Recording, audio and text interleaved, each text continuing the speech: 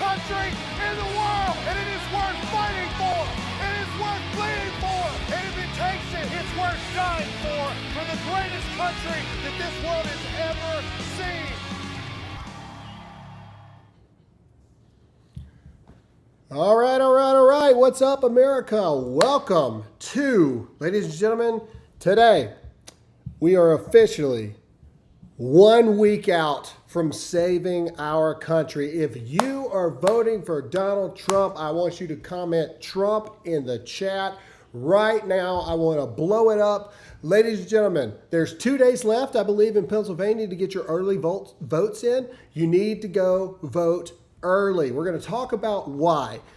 You'll see in the title that it's 7 days until we save America. We're going to count down every single day until Election Day, because this is the one, ladies and gentlemen. This is the election of the elections. This is the election that is going to decide the fate of the country for, I believe, the rest of America's existence. This is game time. This is time for us to really get going. So we need you to hit that like button. The more you hit the like button, the more people see this video. Make sure to hit that share button. And if this is your first time watching, make sure to hit the follow button. Let's introduce everybody that's in here. Ladies and gentlemen, Hurricane Helene survivor. DEI, that stands for Diversity, Equity, and Inclusion. Higher. This man can make some salsa. That is fire. And he loves Creed, and he's taking us higher. Ladies and gentlemen, Mexican Cartel Tony. Oh, muchas gracias, Mr. Caray Boyo Lorna.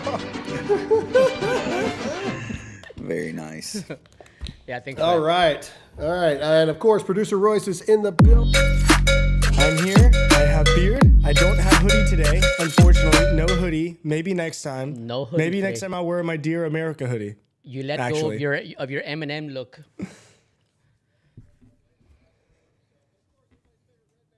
In Arizona, hot seat Cue the time. banjos. Banjos in Arizona. Wouldn't have it any other way. Hey, man, I tell you what. All right, I have been up since 3 a.m. this morning, Arizona it's time.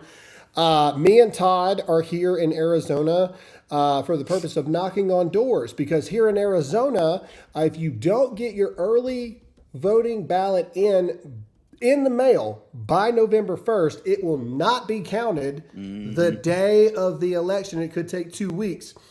We're going to talk to you guys the importance about early voting during this episode, because we learned a lot yesterday. We sat through like this 5-hour course or whatever, and it is amazing to me how many rules there are to voting. It's crazy. Like, it would seem to me, it's like, nuts. yo, we vote on this freaking day. Show up or shut your stupid mouth. Like, that's how it seems like it should be to me.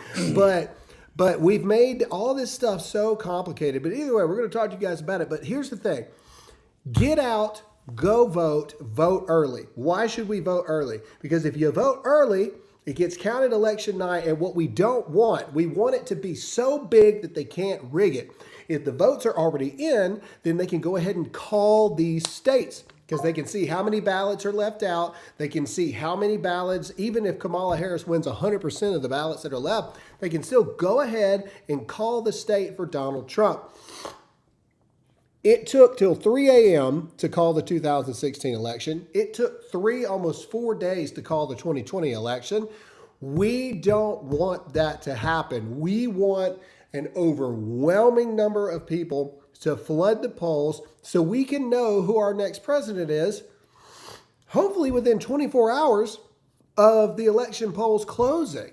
And that's what we want. And that only happens if you get out and you vote early. So if you have voted early, comment yes or no in the chat right now. And if you haven't voted early, what the crap are you doing?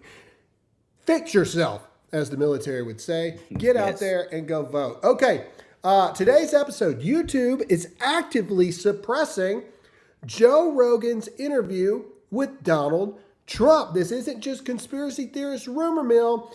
It is, in fact, happening. Joe Rogan himself has even addressed it. It's currently sitting at like 37 million views. I wonder how many views it would have gotten if YouTube wasn't suppressing it. All I know is Mr. Beast videos get hundreds of millions of views, hundreds of millions. And I think that this podcast had that potential. If YouTube didn't censor, it would have gotten hundreds. Think about how big a podcast would have been if it's actively being censored and it still got 37 million views in 3 days. You know what I mean? Just think about that for 5 seconds. What else? What else is going on? Crap, I forgot. Tim Walz conspiracy stuff coming up. Did he, in fact, interact with a spy in the Chinese Communist Party? We're going to find out. And then last but not, well, 2 things. Steve Bannon officially released today. If you stand with Steve Bannon, give me American flag in the chat right now. And this is how big of a baller Steve Bannon is. Not only did he get released from prison this morning, he's hosting the show today. He is hosting his show. So I challenge every single one of you to go watch War Room with Steve Bannon today on his first day back after becoming a political prisoner. And then also we have screenshots from Tucker Carlson. The New York Times is doing a hit piece to go after conservatives on YouTube, trying to remove them from the YouTube partner program and how they can fund their businesses and their shows and all of this. It is only going to get worse the next 6 days from today, ladies and gentlemen. It is going to get intense. It is going to get insane. You need to get your butt off the couch. You need to go vote. The end. I'm going to knock on doors today, and I'm telling you, if I run into somebody today, they're like, oh my gosh, you're Graham Allen. I'm going to be like, why the crap haven't you voted yet? Don't you watch the show? What are you doing? I've been yelling at you for weeks. We want to get that on film, please. Anyway, all right, so that's kind of the show today. But first, let's get into our sponsor, and that is our friends at Birch Gold. Ladies and gentlemen, the economy is in shambles. Hopefully, President Trump wins like we all want it to. But also, I need you guys to remember this. Just because Donald Trump wins, that doesn't mean on November 6th, the economy is fixed. Our money, it's going to take a while for Donald Trump to be able to fix this. Gold is up, silver's up, platinum's up, palladium's up. I am trying to help you protect your money. Text the word Graham, that's Graham, to 989898 right now. Birch Gold is going to send you a free information kit where they have products like gold, silver, precious metals, and how they can protect your money in an unstable economy and a hostile world. Free information is vital information. So what do you have to lose? Text the word Graham right now while you're watching this show to 989898 right now. All right, let's get into the show. Todd, talk to everybody about what has shocked you so far with knocking on doors, talking to people. The big thing for us is like, we're not just talking to people at their homes. Like, we're talking to our Uber drivers, we're talking to our waitresses, our bartenders, people in the hotel, and everybody pretty much has the same consensus here in the Gilbert area. Is everybody says the same thing? Like, man, this our Uber driver went off. Yes, he's like, man, he went off. This whole area used to be red. We were red for years. We went blue in 2020 because those freaking people from California, they moved down here to get away from that mess, but they still vote blue. So we went blue. And then you talk to them about, like, because in Mississippi, we don't have this problem. Like, you can't vote early in Mississippi. I mean, you can, but it has to be approved by the electors for you to do it. So you have to vote in person on election day. But these folks, they don't know that, well, I have a mail-in ballot, and if I don't get it in by November the 1st, then it's not going to be counted until 13 days after the election. Yeah, they don't know that. They had no idea that was going on. And so, like, that was the biggest surprise for me is, people leaving, how ignorant people are, leaving a state because of the blue just to come here and vote blue, which me and Grandma, we talked about this yesterday, is like, they are willing to do whatever it takes to win an election. They will look at the Washington Post. People are quitting, like, from the Washington Post, that probably have 6-figure incomes. And they're like, nope, I'm not standing with these people. They're willing to do whatever it takes to get their people in power and to keep power. Whereas we won't hurt a little bit. I mean, how lazy do you have to be to not know the rules of the voting in your own state and get your stuff in. It's not easy. I mean, it's not hard.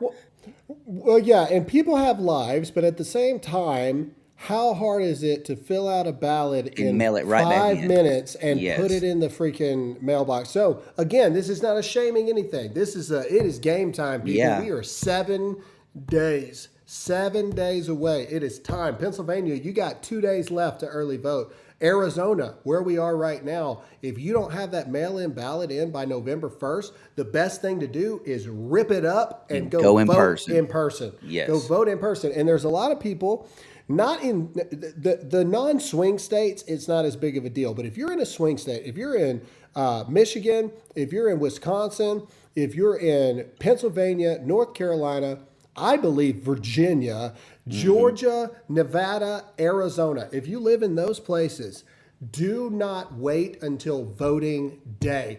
In 2020, 36 precincts in Arizona alone went down, and people had to go drive all over the place to find somewhere to vote.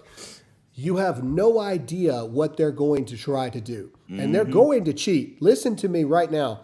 They are going to cheat some way, somehow. If you believe that to be true, comment yes or no in the chat right this second. Go vote early. I don't like the mail-in ballot crap. And when people open the door with me, I'm gonna tell them straight up. I'm like, look, bro, you need to just freaking rip that thing up and go vote now. Get out of your house, go vote. Oh, well, I got my kids. Okay, fine. Fill it out and then put it in the mail. No. Then I'll be like, okay, put it in the mail. But if you ain't got nothing else going on, freaking go vote in person, because they're going to cheat. And if you wait till election day in these swing states, I believe you're setting yourself up for failure. And we cannot risk that to this day and age. And proof of it is, this is just a video out of Washington. The ballot box is set literally on fire. Play it.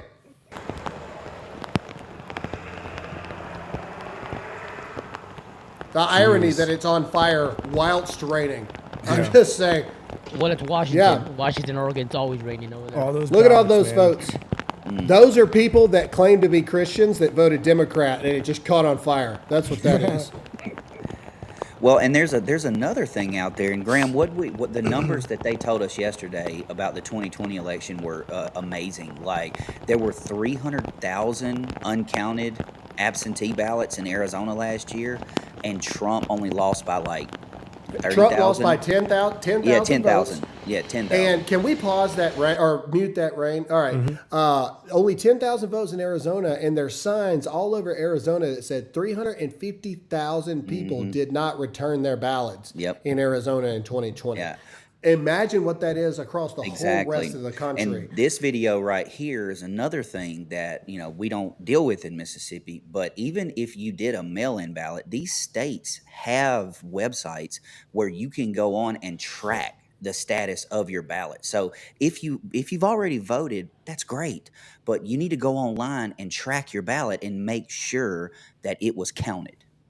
Yeah. Because Yes, if exactly. all those people, if their ballots are on fire, how are you going to know if you're not keeping up with this stuff? Correct. So you need to look in your individual state and make sure that your ballot was counted as well. Here's another thing. How are they going to cheat on election day? I believe that a way to do it, because they can't do it like they did last time. And the reason why I say that is because they know that we're watching. They know now. Like in 2020, they got us. Everybody admits that. You got us. We weren't expecting that. Now we are. So what are they going to do? I believe cities are going to catch on fire on election day. That's what I think. I believe they're going to cause civil unrest to try to keep people from getting to the ballot box, which is another reason why you gotta go vote early. Yes, Tony. That's what I was about to say. That's another reason why you should go vote early, just in case something does go off with burning cities, like you just said, and your vote's already in and it's been counted, and you can just sit back and watch the results. If they are willing to try to assassinate Donald Trump multiple times and other times stopped, right? Why do you think they wouldn't just go and burn down these ballot boxes like they did in that video and just burn down these buildings? It's just the beginning. I'm telling you, I think that's how they try to do it on election day. They try to make it to where you are afraid for your safety to go to the ballot boxes on election day in these swing states. I don't think you got to worry about it in South Carolina. I really don't think you have to worry about it in Texas and places like that. We are talking about Wisconsin, Michigan, Pennsylvania, North Carolina, Virginia, Georgia, Nevada, Arizona. That's what we're really talking about, those places. You got to go vote early. And the reason why is, do you really want to lose to the people that while Donald Trump is selling out Madison Square Garden, while he's going on the biggest podcast in the world, okay? What is Kamala Harris doing? Well, we already talked about Tim Walz and AOC playing Madden on Twitch, but they decided to use all of their money to create a Fortnite map. That's what Kamala Harris has done. Great to see that your stupid donations to her campaigns have led to a Fortnite map. Do we have a clip of it, Royce? We do have a clip of here. I'll say this though. Yes, it's very cringe that there is a Kamala Harris Fortnite map, but if there was a Donald Trump Fortnite map, I think it would be the best thing in the world. That would be so much fun. If you could play as Donald Trump. But because it's Kamala Harris and it's just like, it doesn't even make sense. She's not portrayed as this kind of person. I don't know. 90% of Fortnite players are kids. My kids love Fortnite, all this other stuff. 10% are adults that make money playing Fortnite that kids watch. You understand what I'm saying? That's true. That's true. Like I don't understand the logic behind any of this. I really don't. Play it, sure. Why not? Play it. It's horrible.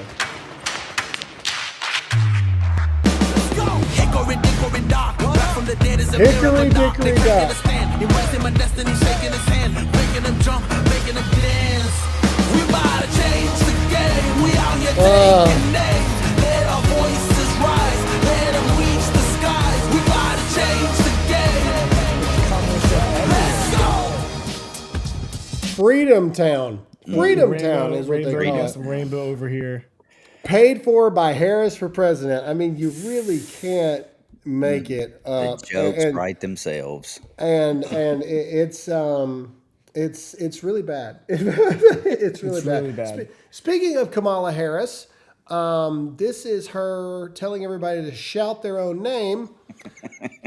And it's really short, but just here we go. Play it. Okay, now I want each of you to shout your own name. Do that. The signs, people are literally like, what? What? Put the signs down. I said this before. Shout your name. This is a Michael Scott moment right here. Where it's just you say something can we watch it one more time? It's so funny. Of course. Okay, now I want each of you to shout your own name. Do that. People are just like, what? Dude, man, that's just called bombing on stage, bro. Like there's no way to recover from that. I love the nervous laugh after.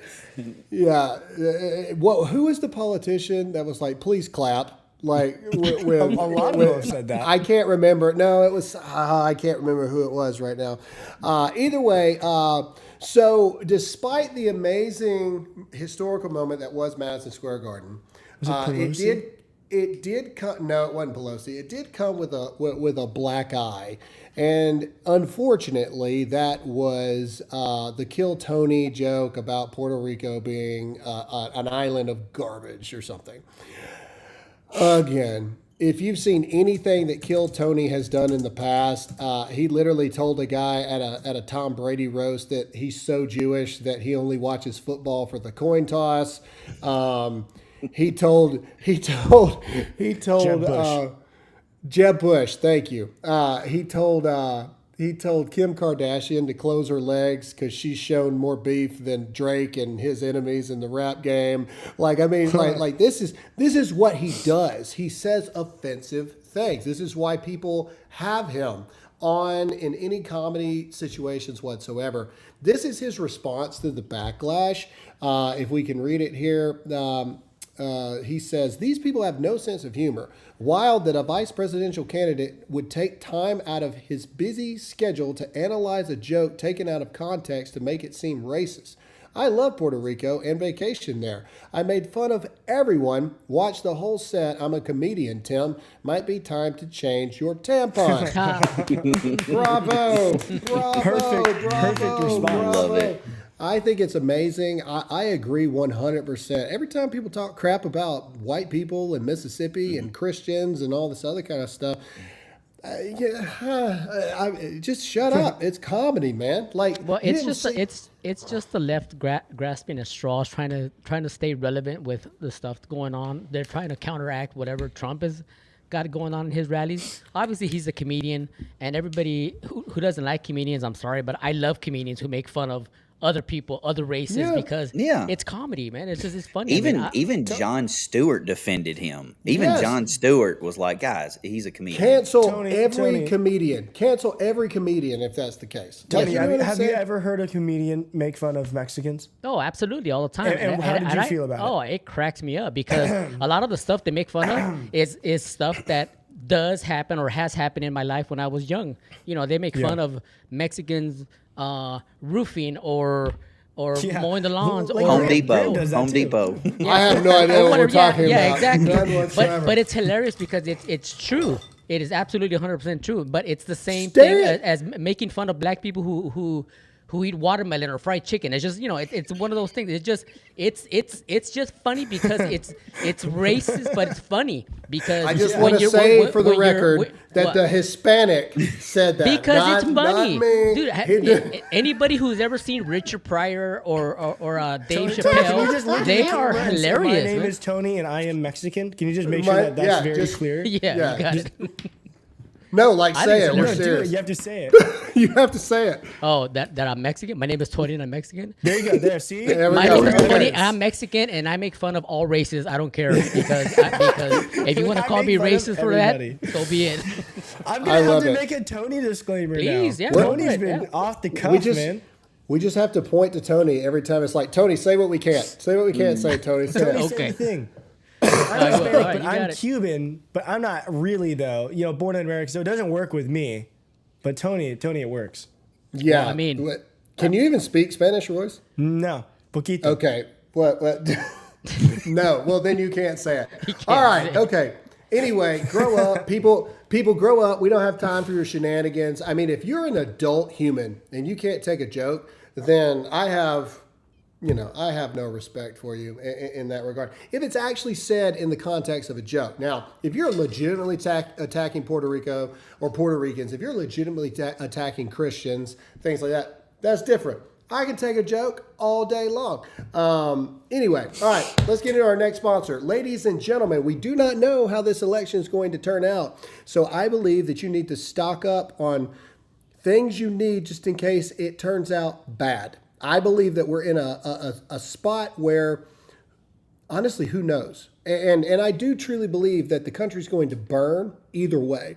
And that's why I believe that you need water, you need food, you need ammunition, gas, and you need life-saving medications. And that's why we're asking every single person to go to twc.health/Graham and get medical emergency kits for you and your family. They've got contagion kits, they've got medical emergency kits, they've got kid kits for your children with EpiPens and everything that you can imagine that you may need in case of emergency. Go to twc.health/Graham. Promo code Graham's going to save you $30 plus give you free shipping.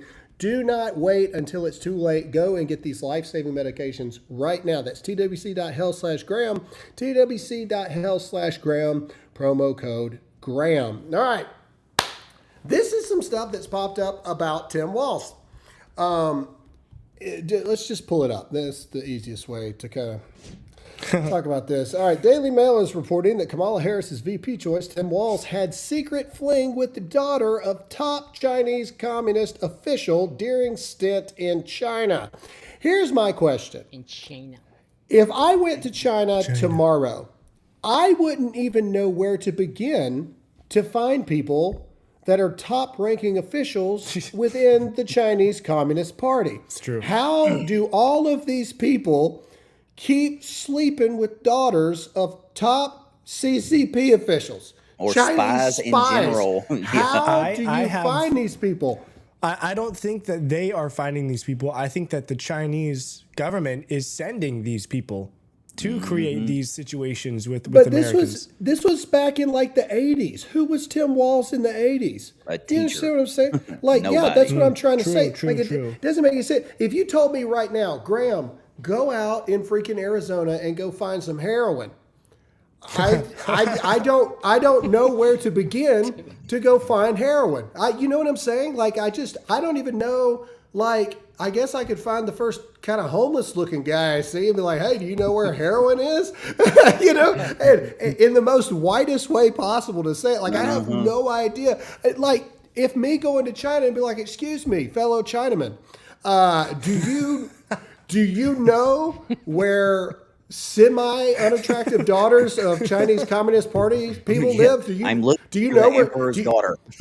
I am here to sleep with the daughter of a CCP top person. Do you know? I could go to New York.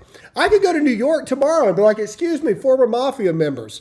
I am looking to sleep with one of your daughters. Is there any way Other that you question, could where direct would me? you even go to find a former mafia member? That's what difficult in I- itself. That's what I'm trying to say. How the crap do these people keep doing this stuff? No idea. Like, that's what I'm trying to say. There's no way that this just accidentally keeps happening to these people. Here's what I believe. Go I ahead. believe that the Chinese have already invented the time machine, and they saw into the future Tim Walz and his fruitful career, and they said, you know what, we got to go back and sabatage this guy, and At that's exactly what they 55 did. miles an hour. Can we What? go? You're right. You know what, Royce? I think there's some Legitimacy merit to there? that there. Yeah, I just saw a hot tub time machine. I think it's possible. I think Yep. it's definitely possible. Yep. If anybody can do it, it's the Chinese. Yep, that's true. Yep. Somebody Gotcha. just said, Graham, the line you're looking for is who's holding. Thank you for helping me with drug lingo. Appreciate you. Appreciate you. Can we go to the image of Tim Walz during this time frame? Yeah. No, that's not. No, not the that other one. The other one. The other one that you we mean were this at. one? This one. Yeah. Okay. First of all, this is what Tim Walz looked like during this time frame. And somehow he allegedly hooked up with the daughter of a top CCP member. If I had to pick someone to play the role of John Wayne Gacy in a documentary, For real. it would have been Tim Walz in the 80s. How has this man looked so awkward for so long? I don't Hello, understand. Clarice. That hat is 3 sizes too small. Yeah, It's not what fit is his going on with head. that hat there? He's got a little baby hat on. That's crazy. It's Anyway, good to see you Oh again. my goodness. I don't get it. We'll find out more, I guess, after the election because we're a week out. I will say this though: whoever did vice presidential background Vetting? Should thing, be vetting, fired. like how many more freaking things got to come out against the guy within 2 months? Okay, Adam and so Schiff and now Tim Walz. dude, They it's were really- desperate. over They were this- desperate. Remember, everybody was turning her down. Nobody wanted to run with her, and I think Walt Well, was the last one. He's like, "Will That's you please?" That's Yep. the rumor, man. Yep, that's it, the man. rumor. He, So he all right. literally looks like a serial killer. He does. He does. That's what I'm has saying. that- He looks- He has that look. Like if I saw him standing, a block Can away you- from me, watching me, I'd be like, "Dude." Can you Nope. pull up John Wayne Gacy? Yeah. Can you pull up an image of John Wayne Gacy real quick? I just want to see. He looks like the actor that played Jeffrey Dahmer in that. It does, special. doesn't it? Yeah, that's true. Yeah. I just want to see a picture of John Wayne Gacy when he Like was his younger. mugshot? Sure, his mugshot. Yeah, see, There you go. he could totally pull it off. That's all I'm saying. That Yep. could be Tim Walz. You put his hairline about 5 fingers back, and then you're there. And he absolutely could do it. All right, all right, ladies and gentlemen. We have a interview with Silent, a company. Oh no, are we going to that first? I thought we were doing. Oh, no, yeah, I've we got can do Silent Silent. next. Sorry. Yeah. All right. So we have an interview with Silent that is a company that is here to protect you from Big Brother. Ladies and gentlemen, I believe, and I have faith that we're going to win this thing. But I also believe in being prepared. If we don't win this thing, especially people like me, we are in some serious trouble. And I believe that you need to have Big Brother off of you as much as you can. So take a listen to this interview from our friends over at Silent, and we'll be right back. Here we go. And without further ado, ladies and gentlemen, Aaron with Silent is here. Aaron, how you doing, man? I'm doing great. How you doing? Well, if this election doesn't kill me, I think we'll be okay. But that's kind of what I want to talk to you about. So we all are praying for this election to go a certain way. But let's just talk about for a moment a world where, in my opinion, the worst possible thing happens. We already know that Big Brother is spying on us. We already know that we're being monitored all the time. We already know they're listening in on our conversations. Talk to us a little bit about a world that hopefully doesn't happen, but especially how silent can help the American people. Of course. Well, at the end of the day, regardless of what the outcome is in the election, and I know who we're all aiming for, we still right now live in a world that is chaotic, and there's a lot of overreaching entities that steal and harvest our data and control us. It's literally like 1984 by George Orwell. It's like we live in a surveillance state. They're thought police. Like, we're getting interjected. Like, it's very hard to decipher how to be a normal human being. And we're stuck with our devices, right? So we have cell phones, we have laptops, we have tablets, we have all these connected devices that bring out amazing convenience. But most Americans aren't even aware of how creepy and dark it is and what's happening. So where we stand, and obviously I'm here to promote silent, and it's what I've been doing for 14 years. Our core product being a Faraday sleeve, you drop in your phone here, and you instantly block cellular, Wi-Fi, Bluetooth, GPS, RFID, NFC. Turning your phone off is not turning it off. It's still trackable. It's still findable. It's still accessible.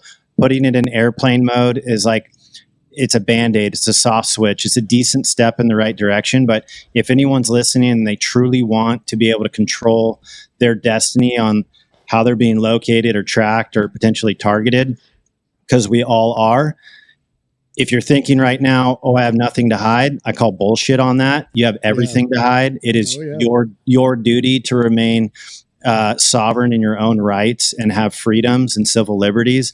And unfortunately, it's not going to be in the hands of government. It's not going to be in the hands of government or corporations. No one's looking out for us except yourself and communities that really believe that this could be a better place to live in. So using tools like Silent just further promote life. Like, as simple as that. So I agree 100%. We live in a time, we live in an age where we think that things are off. It's something that I noticed the other day. I can't remember what I was doing, but my phone was I was turning my phone off, or the battery was dead. And the iPhone actually said the iPhone is still discoverable, even if it's dead. And so we have things in our phone that apparently it doesn't matter if the phone's got life in it or not. Like, there's things that are still, they can absolutely still track and see where things are and all this other kind of stuff. And it's really scary. And last time you were on, you were telling me even our key fobs can be hacked into, and people can get into our cars and things like that when we're just sitting in our office or in our house. It's annoying. It's like all the nutritionists on social media talking about everything gives you cancer, and there's seed oils and everything and all. And it's annoying because it's true. Like, burnt toast is going to give me cancer. It's like, what next? I can't wear a recycled polyester t-shirt because I'm going to die. Unfortunately, on the privacy and security side, like, it's a harsh reality that we have to face. That I'm optimistic in the sense that you can take power into your own hands and take steps in the right direction to literally feel better about yourself. Like, it's everything we have is not designed with privacy and security at the forefront ever. Yeah. No, I agree. In fact, it's the exact opposite. It's made for ease of use. So we connect everything we have into one thing, and then it's shared across multiple things, and one hack job into what we're doing, and it's all over. All right, real quick. Economy's tough. Everybody knows this, but there are certain things that I believe the audience needs to invest in. I believe your products and your company to be one. If you had to give advice on the average American what to go get right now from your company, what would it be? Faraday sleeve. Faraday phone sleeve. Patented, beautiful, water resistant, gets the job done. lasts a really long time, years to come. And you could integrate it into whatever you have, backpack, purse, your car, and you could have a tool on hand at any moment where you could instantly go off the grid. Without it, you are not off the grid by any means. So it's really a choice. It's a beautiful investment for yourself, for your own peace of mind. I agree 100%. I use it all the time now whenever we have big meetings and things like that we want to make sure that nobody's listening to what we're doing. So you can click the link in the bio, or you see the URL right in front of you on the screen right now. Make sure to go to Silent and get these amazing products today, because, ladies and gentlemen, the surveillance state is only getting worse, and you need to take steps to protect yourself, protect your family, your privacy, and your security. Aaron, congratulations, by the way, on the new one. We're praying for you guys. And yeah, man, thank you for what you're doing and this amazing company. And thank you for this fight that you're taking on that not enough people are thinking about. Thank you. It's an honor. I've been doing it for 14 years and I got plenty of years left in me. We're going for it. I love it. I love it. Well, you got a friend in us. Yeah, you got a friend in us for sure, man. All right. We got to have you back on again soon. You got it. Thanks, man. All right, brother. All right. So that was our friends over at Silent. Make sure to go to slnt.com/Graham. That's slnt.com/Graham. All right. You know, we need to talk to that guy and see if they can make sleeping bags, because I got a lot of metal in my body and I'm not really sure what's in there. I don't think you're trackable though. Todd, you're screwed, man. You're screwed. There's no way about it. All right. This is the point where we remind you to hit that like button and hit that share button. This is where we get into the meat of the show. But first, yes, we tried an experiment about 2 weeks ago with our documentary, our first ever documentary. We have believed for a long time that the Graham Allen YouTube channel, those of you that are watching on YouTube right now, we have believed for a long time that YouTube has had that channel and the name Graham Allen blocked. In fact, we know that this is true because we've had big YouTube channels that have had us on that have never had monetization issues before, except when I was on the show and I was listed in the show. So we tried an experiment with the Dear America Originals YouTube channel, and the very first episode, the very first video that we ever posted on this brand new channel did more views than pretty much all of the content we put on YouTube combined since Royce got here. All right. Mm-hmm.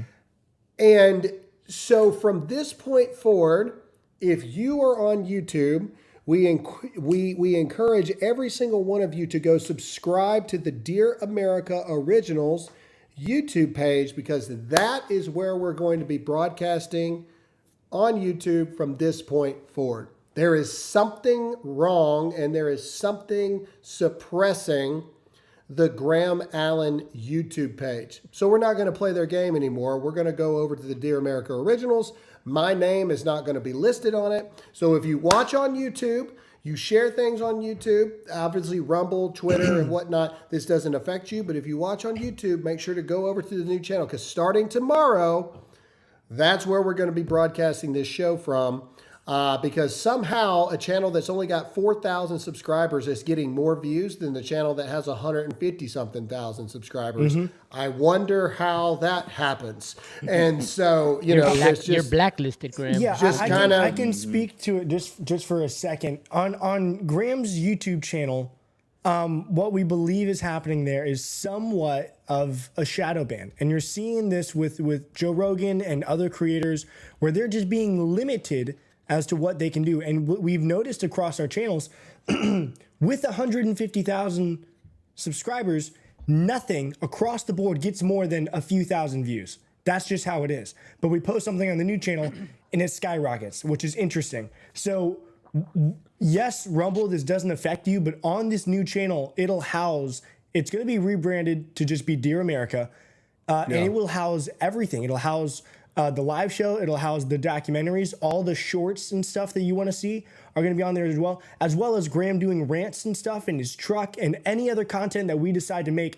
It'll be housed on this channel. So this really will be the Dear America hub above Yeah. all things. So if And you're before- watching from anywhere, you should click. It's pinned on Rumble and on YouTube.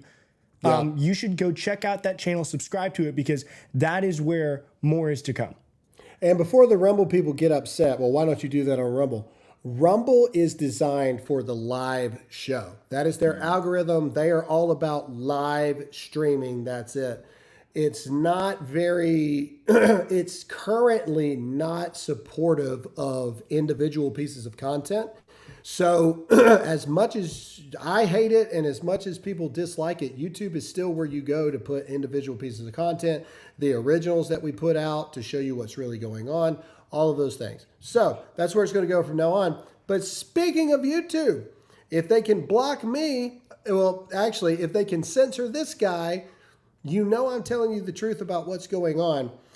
There were rumors going on that YouTube was censoring the discoverability of the Trump interview with Joe Rogan.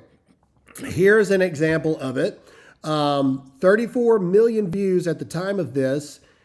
And you can see that that's top 10 moments, Holy Grail. That's not the actual interview. These are just clips. The only thing you can find are clips and reactions to the Trump interviews.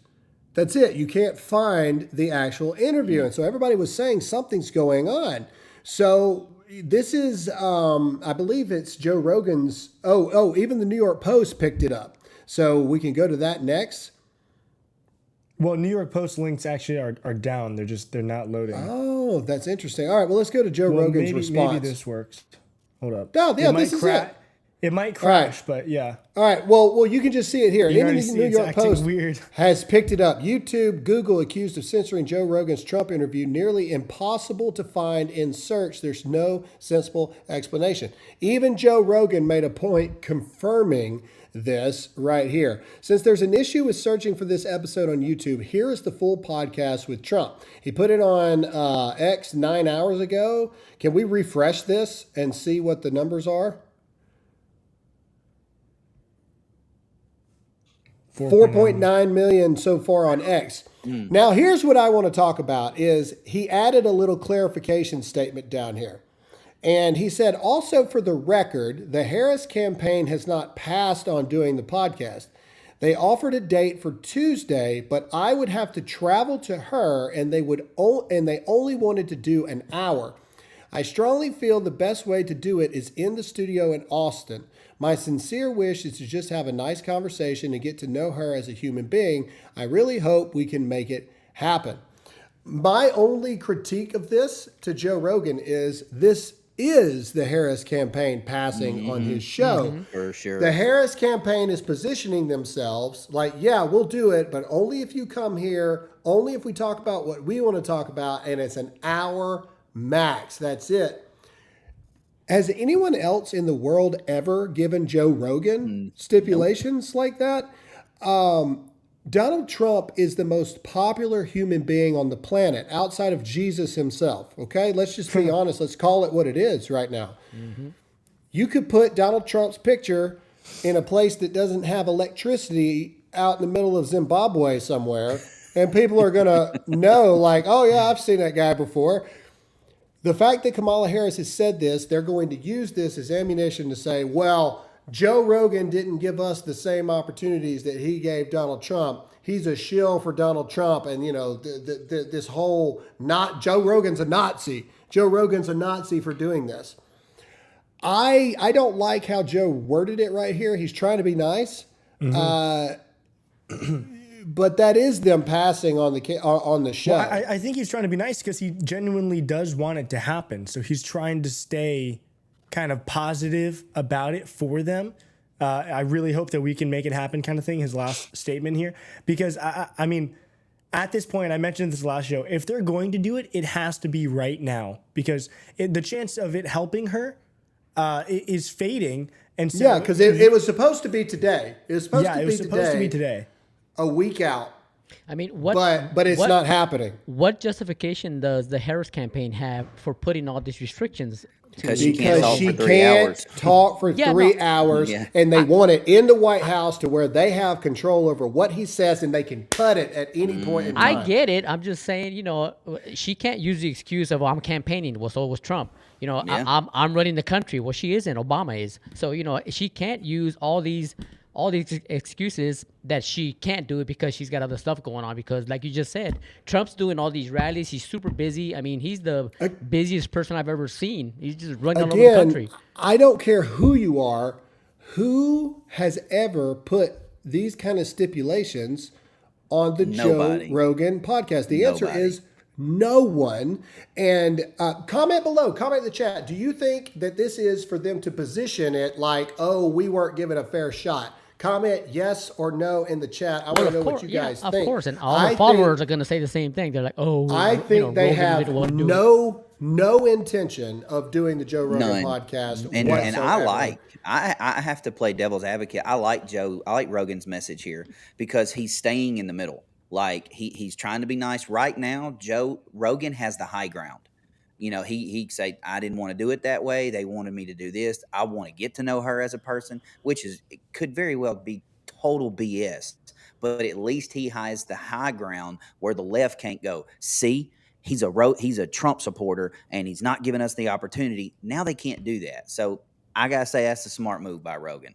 I just think the same message could have been made without that first line. For the record, be. they It could be. haven't passed on the podcast. It could have said, for the record, Kamala offered to do the show, but I had to go there. I had to only could do an hour, blah, blah, blah. I don't think it should be done that way. I think it should be done here in the studio. I hope we can make it happen. I think you could accomplish the same thing. I don't like the wording. For the record, they haven't passed. Have they? Have they not passed? It seems like they have. That's what it seems like to me. So Google is suppressing the Rogan Trump interview, correct? That's what it looks like. It looks like that you can't find it. And it's currently sitting at 37 million views. So imagine how many views it actually would have if it wasn't being suppressed. Think about that. Wasn't for a second. Google also suppressing the fact that Trump almost got assassinated? That he got a bullet to the face? Remember, you went to go search it, and Yeah. you can find it anywhere. Google is also a top donor to Kamala Harris and the Democrat Party. They clearly have an Correct. agenda. Well, it's obviously They working. clearly know what they're doing, and they can't keep. They keep saying like, "Oh, it was a glitch." I don't think it was a glitch, man. Yep. They know exactly what they're doing, and they This keep is doing why. it.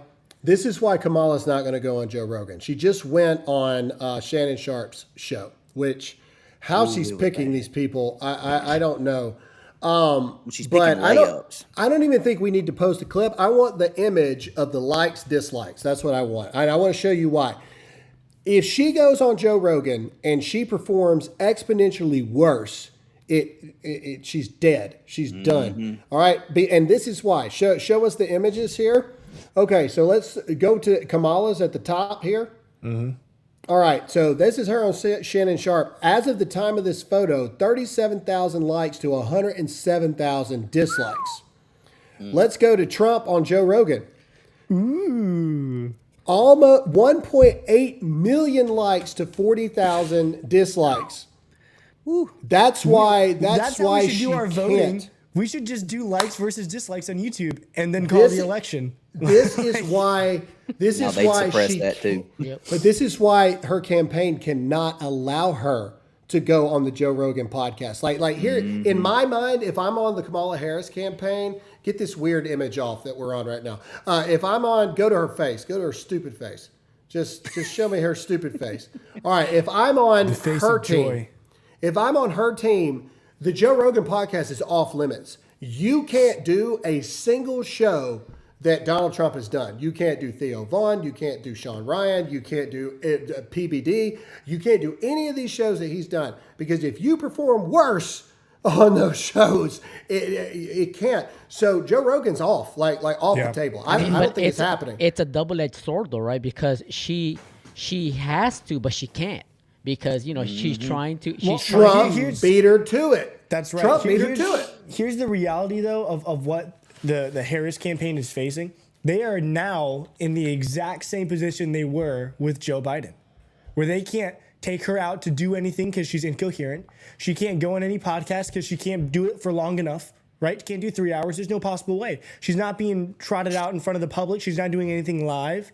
They're in the same position. They tried to swap Joe out because of those reasons, and here they are again with the same problem. No, she's not 80 years old, but it's arguably worse with her. It's also the fact that people just don't like her. Like even when she does make a point that is somewhat cognitive and coherent, she's unlikable. Like her whole demeanor, everything about it. You watch that Trump interview with Joe Rogan, he's freaking funny, man. Like, you know what I mean? Like he is funny. He can roll with it just like anybody else. And Trump doesn't drink, but he kind of comes across like, yeah, I can have a drink with Trump. You know what I mean? Yeah. Kamala Harris comes with I'm going to have to sign a non-disclosure agreement before we even sit down. And here's a note of what you can and can't say. Correct. Yeah, exactly. And it just comes across. This is why. This is her just having a conversation with Shannon Sharp. And Shannon Sharp's all about Kamala Harris. So this is friendly territory here. And here's how she talks. So what I'm talking about doing right now is based on longstanding work. It's not new. But as President of the United States, part of why it is important is it is a new approach to that job. It is about a new way that is based on a new generation of leadership, that is based on new ideas, and frankly, a different experience that brings my commitment to the work I am talking about into being. So what I'm talking about doing... What? I got nothing. Again, she is the best at using the most amount of words that lead to absolutely nothing. Nothing. Everything she said doesn't make sense. And here's the thing. Here's why Joe Rogan would literally go, what? That doesn't make any sense what you just said. Well, what does that mean? He would press it hard. That's what I mean, because he pressed Trump. It's just like Trump did to Joe Biden. Like, I don't know what he said. I don't think he knows what he said.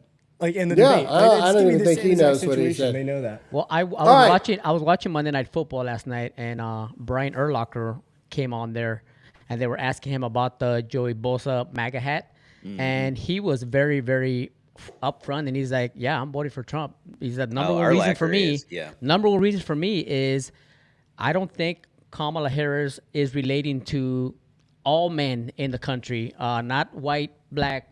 He's like, all men in the country.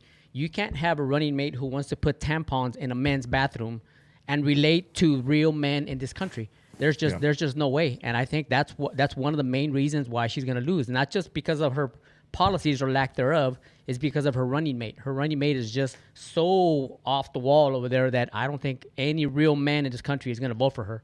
So, I mean, he had a great point. I was like, yep. I don't disagree. I want to get to, because we're at 53 minutes already, I want to get to this breaking news that Tucker Carlson posted. And I want to read this out for you. These are screenshots. So let's click on each one here. These are people texting Tucker Carlson. Good day, Mr. Carlson. I hope you're well. I'm Nico Grant. What a douche name that sounds like. A reporter at the New York Times. I wanted to give you an opportunity. I love how they state it like that. Every time they state it, they're such pompous little jerks about it too. Like, I wanted to give you an opportunity to comment for an upcoming. Like, I wanted to give you an opportunity to save yourself. Before we bash the crap out of you. Before we bash you. These people are demonic terrorists, is what they are. For an upcoming article that takes a look at how political commentators have discussed the upcoming election on YouTube. So see, look, everybody's talking crap about YouTube, but here's the thing. It's not enough. The media, if we lose this election, every dissenting voice I believe within 12 months will be gone. Yep. That's what I believe. I believe the other within side 12 will get months, megaphones. all of us will be gone. Well, let me clarify further. All of the real ones will be gone. And you can insert whoever you think I'm talking about in that. All the real ones will be gone. And you'll be able to tell the difference. If they win this thing come December, January, the conservatives that are still banking their pocketbooks and the ones that are gone, you'll know. Correct. All right. So here we go. We rely on an analysis conducted by researchers at Media Matters for America. Could you kindly Could you kindly provide us with a comment or decline to comment by end of the day tomorrow, Tuesday, October 29th? Thanks so much for your time. Here are points we plan to include. Listen to this. All right, here we go. Media Matters. Dear God. You guys remember when I went on Jesse Waters and I'm like, Media Matters will clip this right here. And then sure enough, they clipped that exact point. All right. Media Matters identified 286 YouTube videos between May and August that contained election misinformation. So according to Media Matters and the New York Times, even YouTube is not suppressing enough speech, including narratives that have been debunked and or not supported with credible evidence. Researchers identified videos posted by you in those 4 months that contain election misinformation. We feature a clip of you saying, quote, all the sadness we've seen after the clearly stolen election, all these bad things happen, but people I know love each other more, end quote. What a bad statement he made there. Okay, I also have a few questions. And here is where I'm trying to tell you, if we lose this thing, all the voices you listen to are gone. 1, are you a member of the YouTube Partner Program? That means, do you make money on YouTube?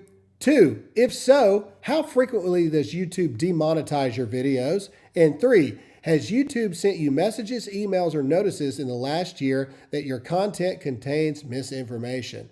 Thanks for your time. Now, before we show Tucker's response to this, go back. I want you to go back to the 1, 2, 3 down there. Ladies and gentlemen, I am telling you, they're going to put pressure on every platform that you listen to anyone on if we lose this. All the dissenting voices are gone. This is a take Tucker Carlson and anyone else on YouTube's money away so they go broke and they can no longer get what they call misinformation out. Why would they ask these specific questions? Not, do you think you're a danger to American democracy, as they would call it, even though we're a constitutional republic, by spreading misinformation? That's not what they really asked. Are you a member of the YouTube monetization program? How frequently do you get demonetized? And has YouTube sent you messages about the fact that you're a terrible person? Those are the questions that they want to know. Why do they word it that way? Because they can't shut us down. They can't stop us from talking. So what are they going to do? They're going to bankrupt us. They're going to bankrupt us to where we can't afford to continue to speak. We can't afford to continue to employ people. We can't afford to do any of these things. They're coming after every single one of us. If you agree with that, comment yes or no in the chat. All right, those of us like myself, Tucker, Charlie, all of us, we burned our boats a long time ago, people. If you don't think that I've had conversations with my family on what happens if we lose this election, you don't know me very well. I got a plan, the end. And it's aggressive. Compound. Let's read what Tucker Carlson has to say here. I love how Tucker writes back. All right. This is Tucker Carlson. So, the New York Times is working with a left-wing hate group to silence critics of the Democrat Party. Please ask yourself while you're participating in it. Why you're participating in it. This is why you got into journalism? It's shameful. I hope you're filled with guilt and self-loathing for sending me a text like this. Please quote me. All right, and then here we go. Thank you for your prompt response. Would you like to address any of the points or questions above? That's what it's really about. Oh, God. I just saw that. Well, I won't read what he said, but no, it's fine. Go up. It's fine. I don't care. I'll just put my mouse over this. Would I like to participate in your attempt to censor me? No, thanks. But I do hope you'll quote what I wrote above and also note that I told you to F off, which I am now doing. Thanks. Sweet. You should have had the middle finger emoji after that. The point is, what they're trying to do is they're trying to build the case against people that we have these shows that dissent. We're dissenting voices. They've tried to censor us. They've tried to cut our message off. They've tried. But they know where the majority of funding is coming in to be able to fund these shows, because as much as people think this crap is free, this crap is not free. So how do you make people be quiet? You bankrupt them. That's how. That's how. That's how they're going to do it. They're going to come after every single one of us. Hillary Clinton has already said that people like me deserve to be in jail for stating things that they deem misinformation. We should be in jail. This is a big deal. Nobody knows this better than Steve Bannon. Ladies and gentlemen, we are proud to say today, I think we have a photo. Don't we have the photo of him being released here? Steve Bannon this morning was officially released from prison. If you stand with Steve Bannon, give us some American flags in the comment section right now. And to top it all off, Steve Bannon is hosting War Room today, which is just the most baller thing ever. But Steve did have one message, and this came from us from Jack Poso, and just leave this image up here. Now is not the time to get cocky. Now is the biggest enemy we have is the couch. We got 1 week, ladies and gentlemen. We got 1 week to beat these people. 1 week to beat these evil, tyrannical tyrants that want to end dissenting voices. They want to mutilate your children. They want to abort babies in the ninth month. And if you don't think that's real, literally that's on the ballot here in Arizona right now. Same in Florida. Mm-hmm. Yeah, there is a bill on the floor right now being voted on that if it passes would allow abortion into the 9th month.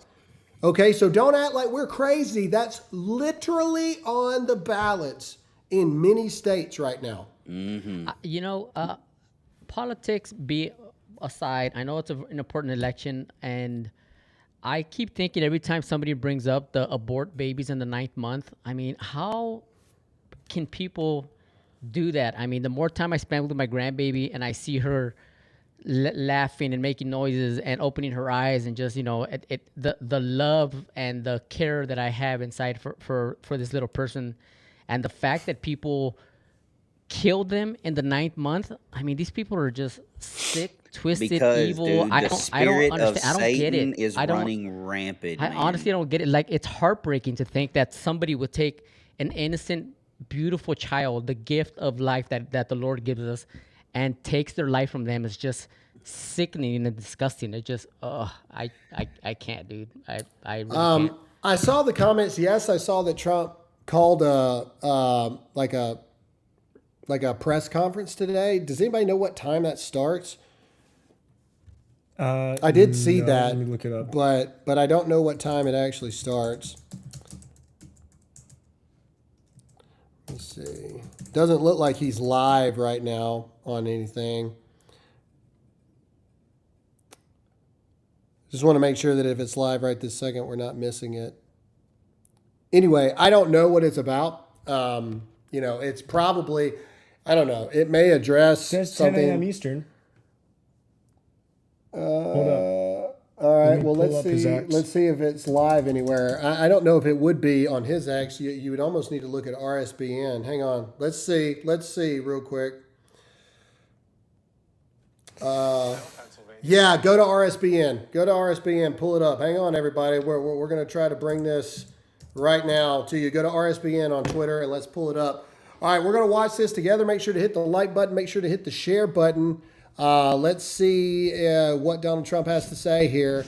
We're going to wait. Best-selling author Lee Smith joined us. Let's mute it while we're looks waiting. like we're waiting. Okay, so we're waiting. All right, so let's do this real quick. This is where we remind you to hit that like button, hit that share button, because apparently the president's fixing to talk. Todd, pray us out real quick while we wait on this stuff, and let's do this thing. Let's do it. Father, we just thank you for everything that you give us. Father, we thank you for all the blessings, Lord, that you just pour out onto us, whether they're deserving or not. Father, I just ask that if there is somebody out there that does not know your name, that has never felt your presence, your love, your grace, and your mercy that we feel every single day, Father, I just ask that you meet that individual where they are and reveal yourself to them. Reveal to them the great Father that you are. Be with us as we continue this week into chasing these ballots. I just ask that you protect me, Graham, Kendra, and the rest of us that are out here doing everything that we can do to get you back into the forefront of our country, where you belong. Father, we love you. We thank you for all that you do. And we ask all these things in your son's name. And God's people said. Amen. All right. Hallelujah. Stick around, everybody. Hit that like button. President Trump called this press conference. Says an We don't know- emergency press conference too. Yeah, so we don't know what this is about. So let's answer some super questions while we wait. So let's do that. You need to hit that share button, hit that like button right now, and let's get the chat continuing to blowing up. What do you think this press conference is about? Comment in the comment section. Maybe Kamala conceded already. I'm sorry, Todd. The comment is blocking your face. It's okay. I'm sorry. I'm All used right. to it. The Wolf All right, here we go. 092. Hey guys, I know you got a busy week, but this Saturday 09 we're hosting a strongman competition. Arizona's strongest man in Phoenix. Saturday's our travel day. We Sorry, won't be here. man. I'm literally I'd love flying out to, at but- 6 a.m. on Yep. Saturday. I apologize, out early but on it sounds like a Saturday. great event. Sounds like Yep. a great one. Wish we could. Again, the Wolf, if you wanted to break away for a little bit and talk to some more voters, we'll have 200 people there. I'm not competing, but working the event with my friend who owns the gym. Again, I wish we could, man, but that's when we fly out. Yeah, we got to get back. We got to get back to The next get week ready. is going to be even busier than this one, probably. Yeah, absolutely. From Pete Habe, Pennsylvania EMT. Graham, you stated 2 days left to go in person in Pennsylvania. I just called my elections office because I received a text message starting today is the last day, and they confirmed it in Pennsylvania. My bad. Maybe okay. Maybe I'm sorry. I must have read something. The time changes got me messed up a little bit. I must have read something from yesterday that said there's 2 days left. Okay, so thank you for that clarification. Today, get your butt up and go vote early. Today in Pennsylvania, go vote early. Liz, martial law, question mark. Does anybody think the Dems will call it to keep Trump out of the White House? They would have to use foreign troops, right? Are they already here? How in the heck could we prepare? Food, guns, ammo, wellness companies, emergency kit. You never know what's going to happen. I'll be honest with you, I don't. Foreign troops, dude. I got. That's crazy. That would be an invasion, man. Seriously. I mean, Somebody just say go see Pastor Mark. Well, I was talking to Pastor Mark yesterday. We're probably going to try to link up while I'm here. Let's see. Pedal Gun Jr., $50. Just because I love you guys and everything you do. I never get to see you live, so do me a favor and share with Todd, since I guess the hot seat is an okay sideshow. Boom roasted. Thank you, buddy. I love it. Appreciate that. What an It does my heart underhanded good. comment. Yeah, I love it. Jody Hart, $50 from Jody Hart. Thank you, Jody. Let's see. Celeste, our local TV stations in Northeast Pennsylvania put the results of the 2024 election on the bottom of the screen. A whole of Formula One race was on. Yin came on, and then it was a trial. They had Harris on. Or they had Harris won. I've seen that crap happen before. Who knows? The truth of the matter is, people have to understand. See, I don't get too bought up into that. People have to understand they have to already have all these things created. Yep. If Trump wins, like Georgia, if Harris wins New York, and all that stuff, they have to create and/or. It's kind of like how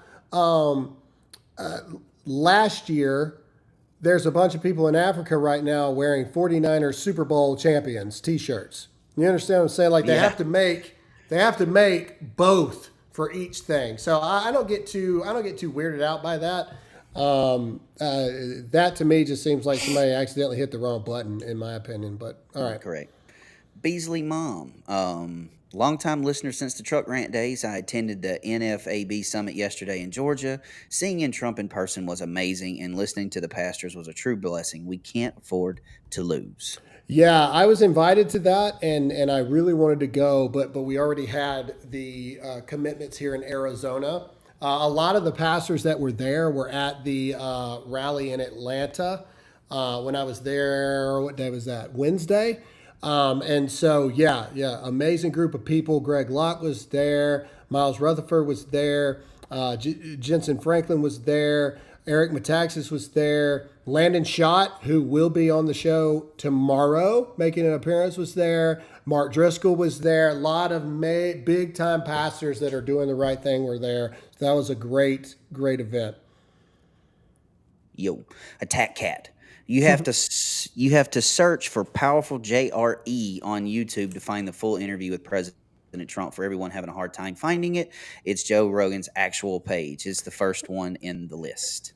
Yes, but the point is, what we're talking about is that's be not easy to find. how it works. You should be able to literally put Joe Rogan, Donald Trump, pow, and it should be a there. video that's got 37 million views in 3 days. You should be able to type Joe Rogan, Trump, and boom, it pops up instead of It just should clips just be of on other your people. For You page. It should just be there. Yeah, that's what we're talking about. That it's not True normal statement. what's going on there.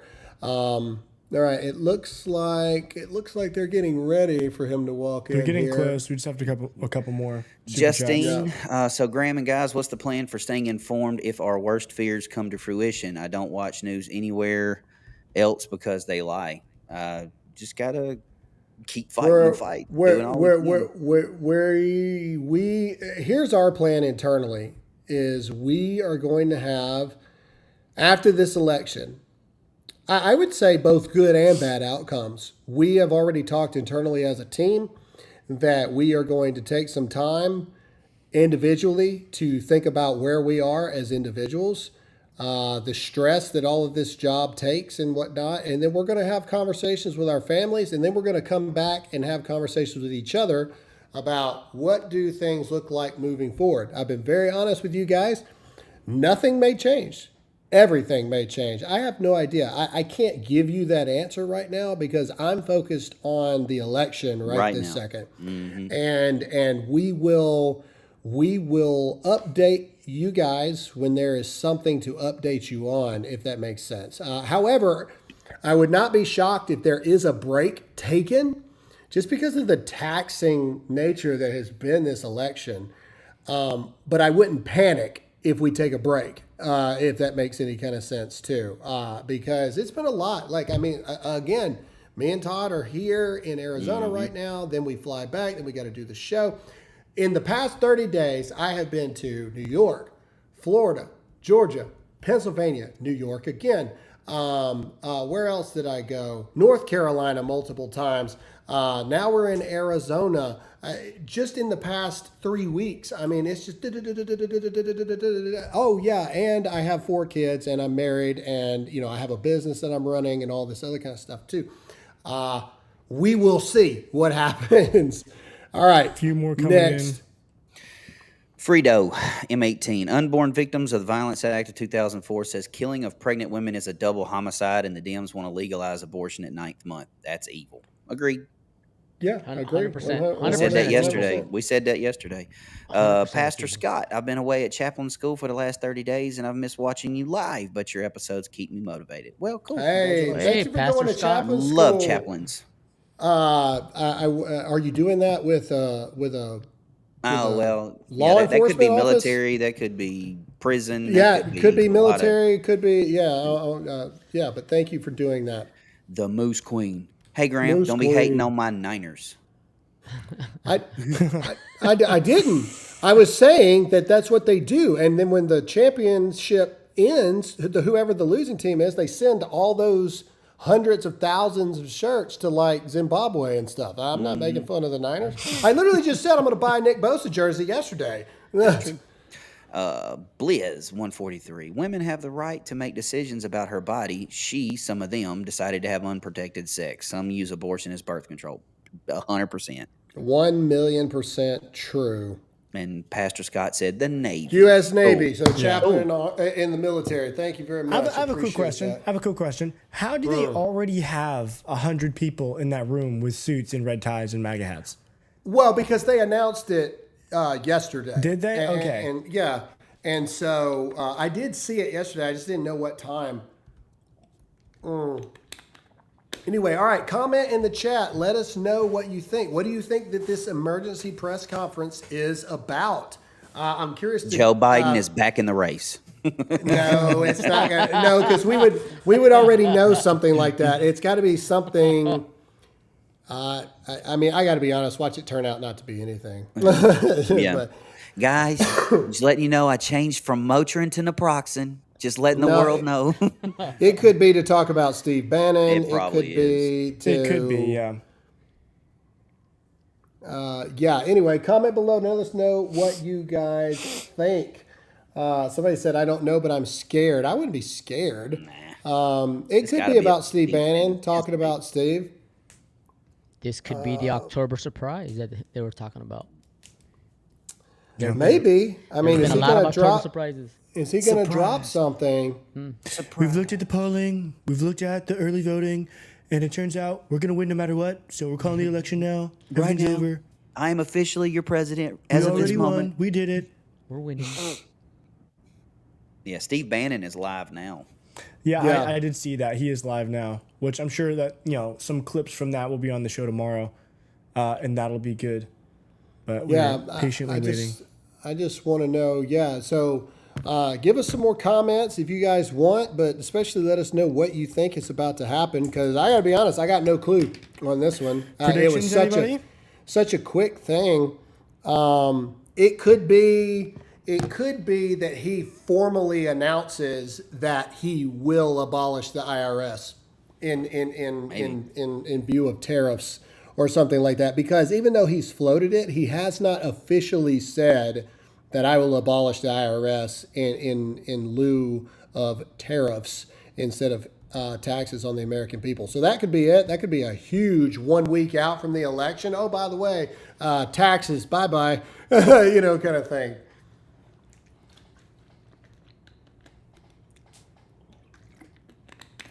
I'm the only one with a prediction, huh? All right.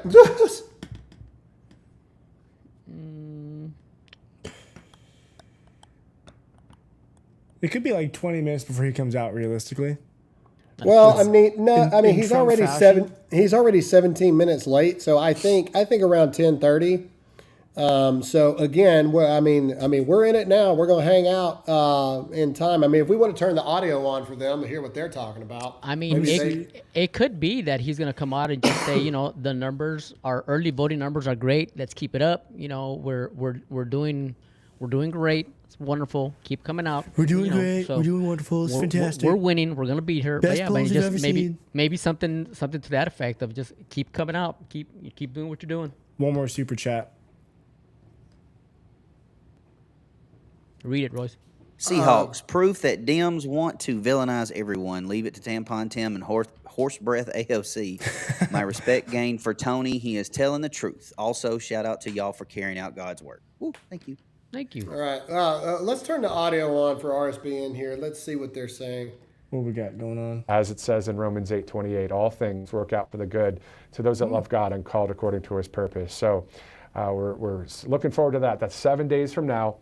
We'll have live coverage right here at Right Side Broadcasting Network, and we'll have more details to come about where coverage will be and all of the details a little bit later. But as you there's see a there, good guys, super we've chat. got two vanity.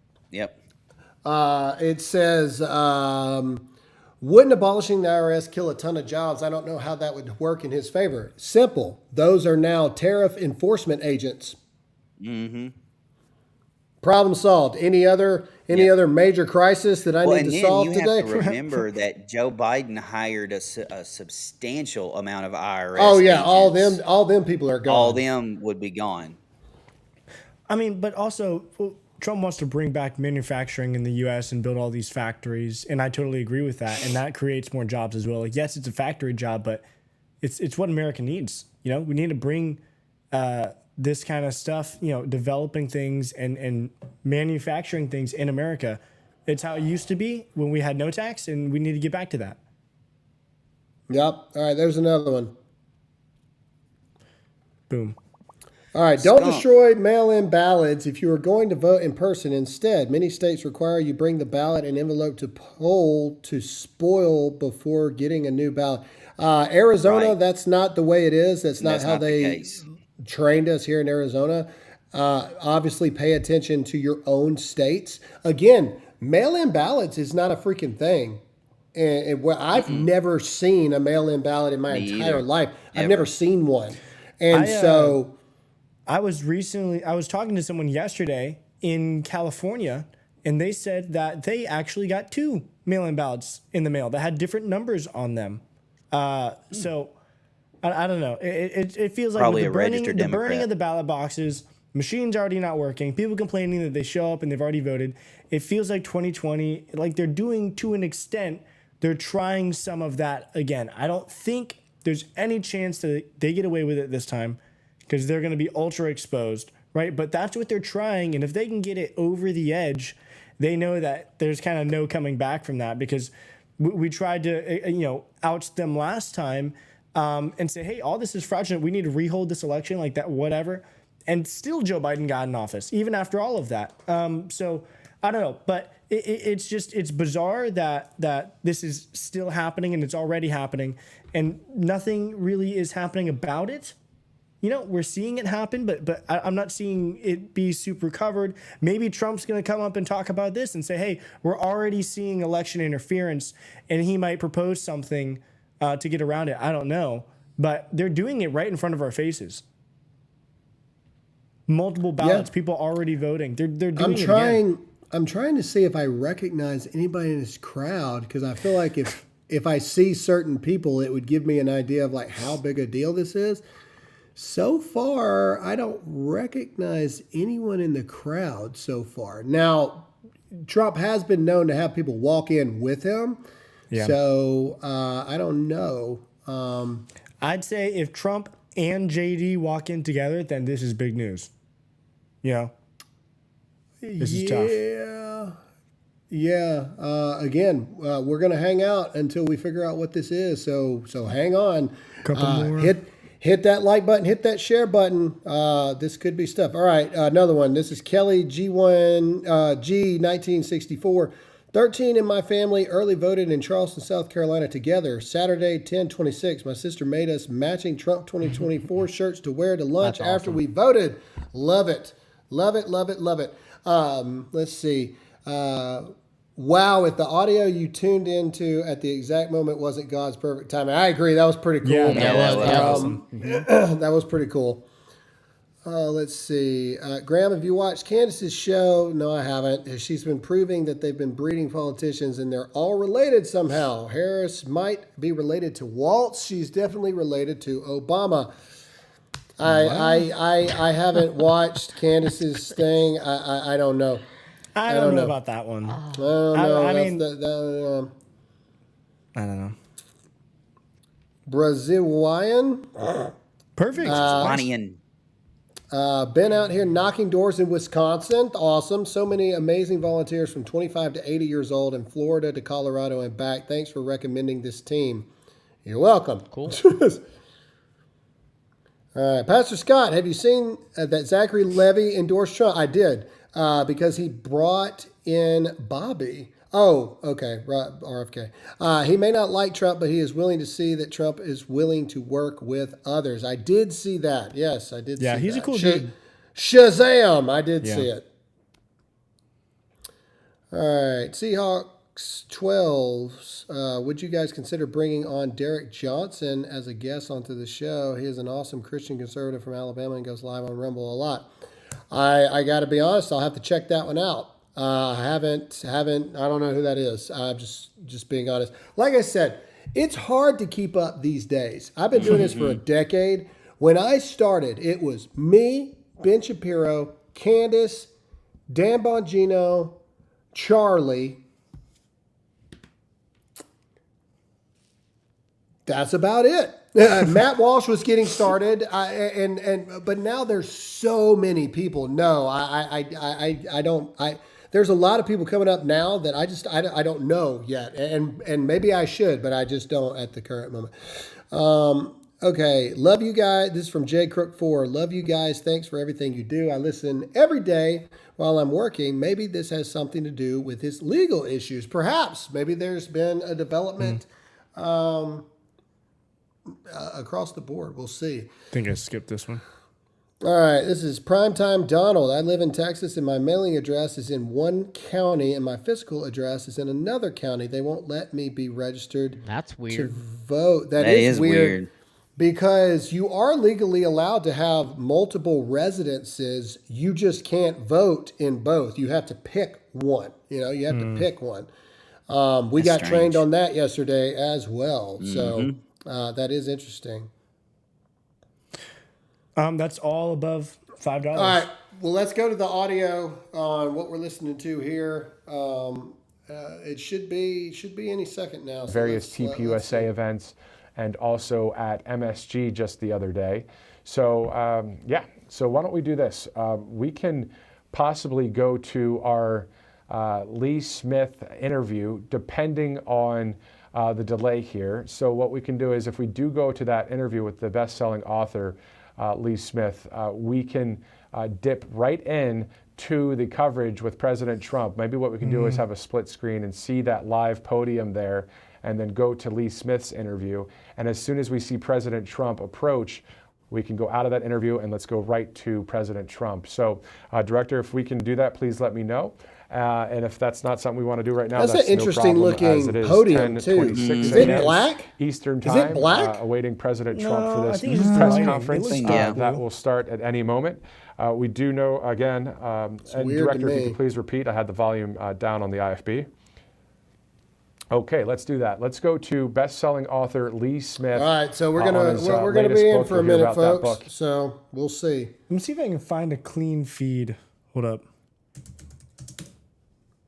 Well, if RSBN's taking a break, everybody else is going to be taking a break too until Well, he some walks some out, people so. will just have a clean feed, maybe.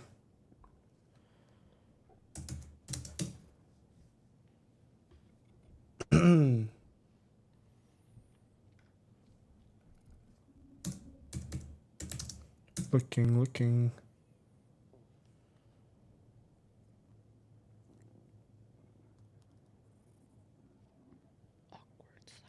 Should we go to Bannon? Yeah. Let's check in on Bannon, but let's leave this up to where we can monitor it in your background or something. Let's hear what Steve Bannon's got to say while we wait. Oh, there's old Jack. On their rakes here and Steve. think, oh, I see these polls and Trump's up, to a 1.5, and he always, what And I'm we don't know hearing what's is gonna driving me happen on crazy. Election Day. Trump always you don't know what's going to happen. Anything can happen.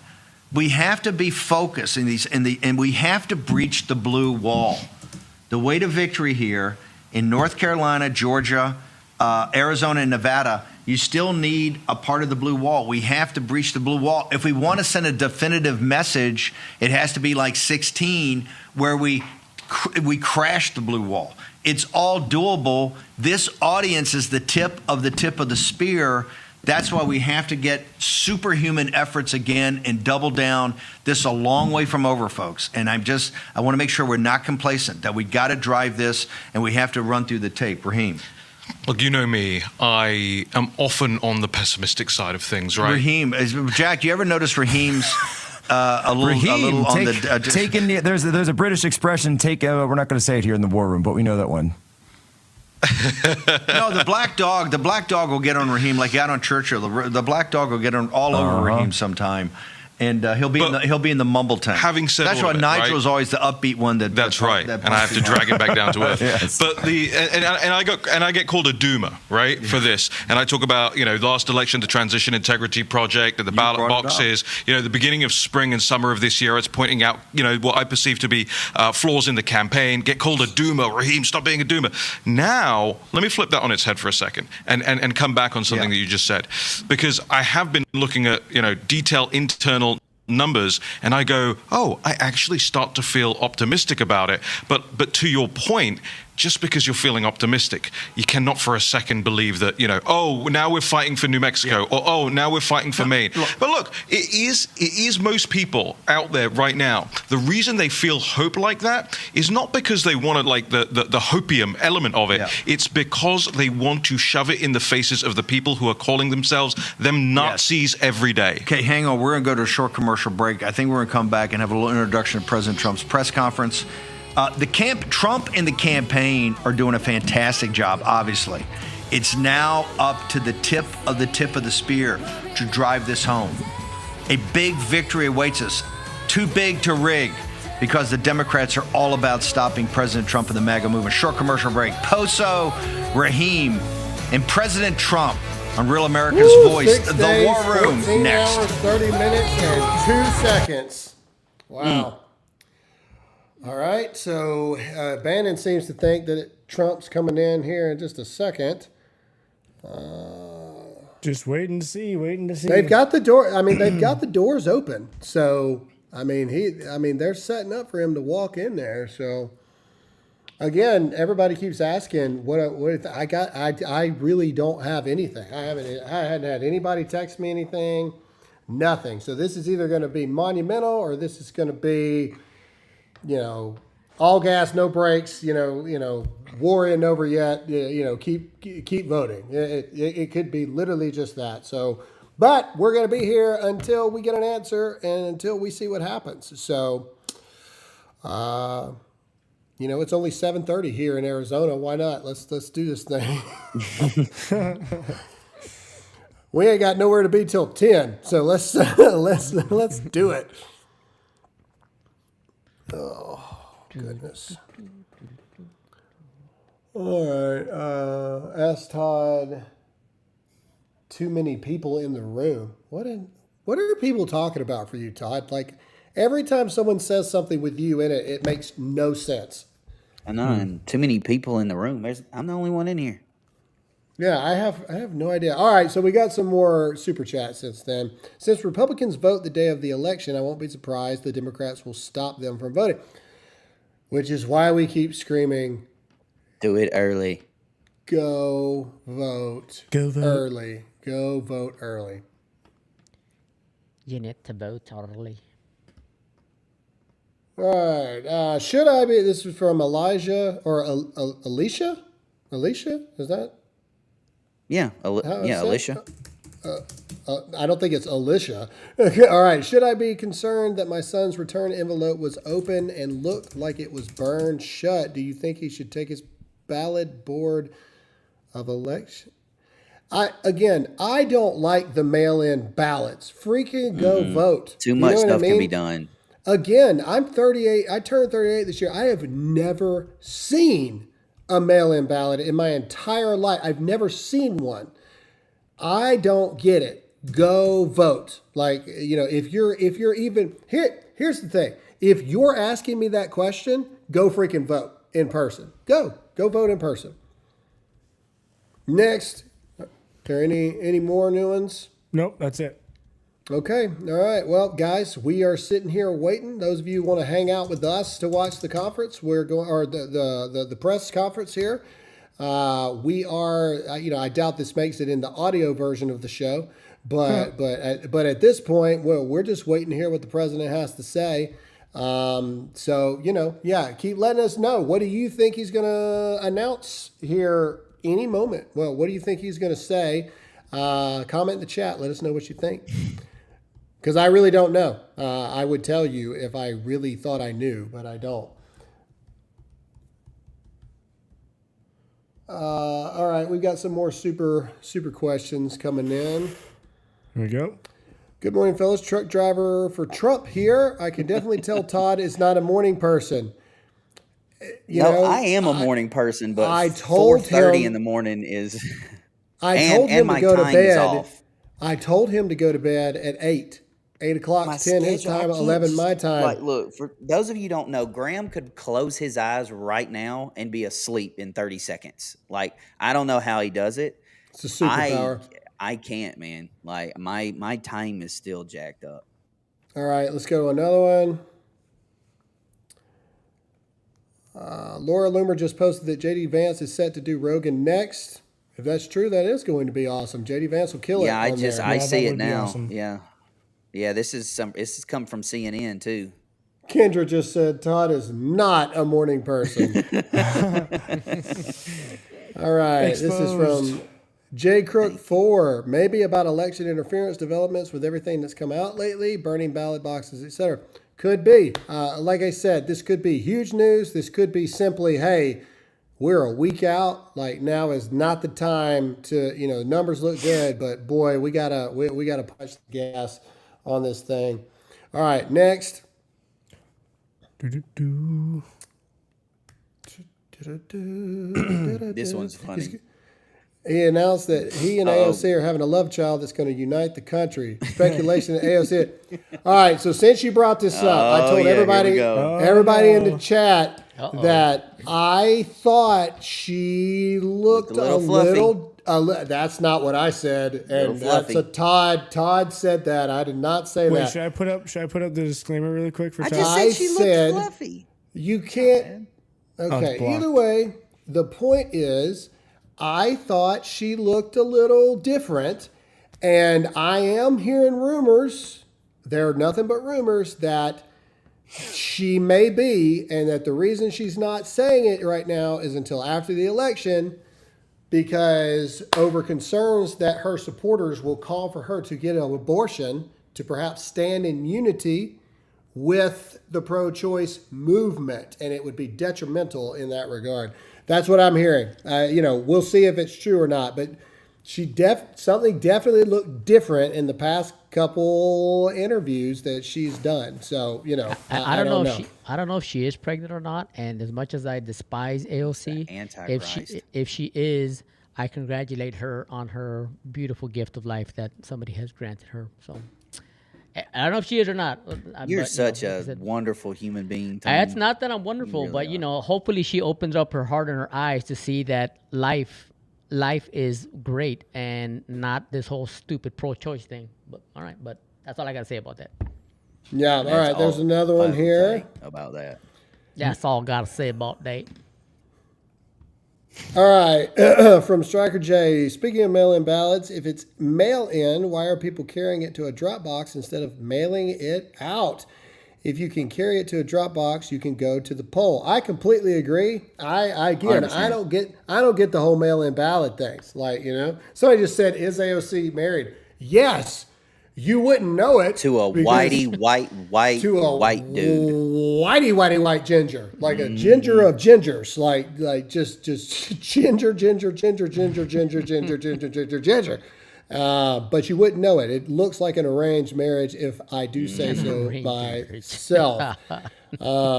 Which we met one of those yesterday. It was amazing.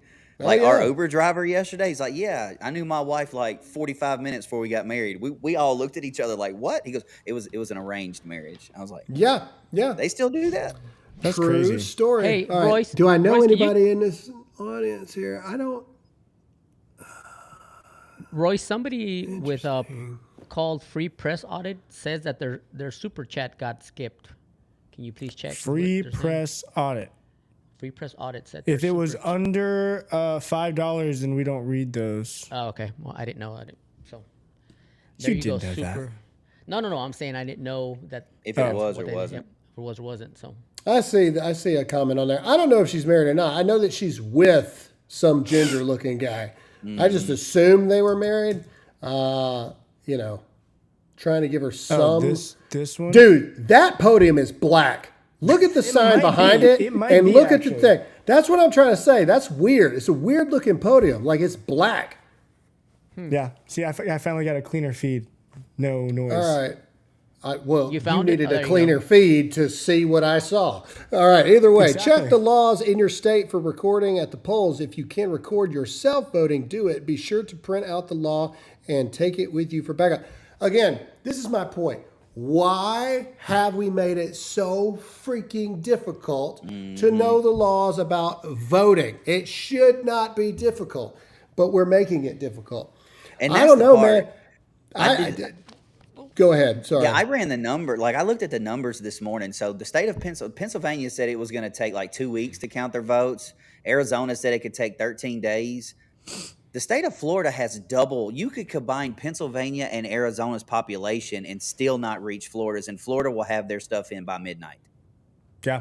How is that possible? Dude, I was talking with my wife the other day, and she was telling me, and I don't know where she saw this, but apparently the country of Thailand, when they have their elections, they have them all counted up in 6 hours. Everybody shows up. Yeah, Venezuela. They show Venezuela up had theirs done. with their proper ID. With it's not mail-in ballots, it's not digital. You fill out your ballot right there, they count it right there, and boom, 6 hours, everybody's counted up.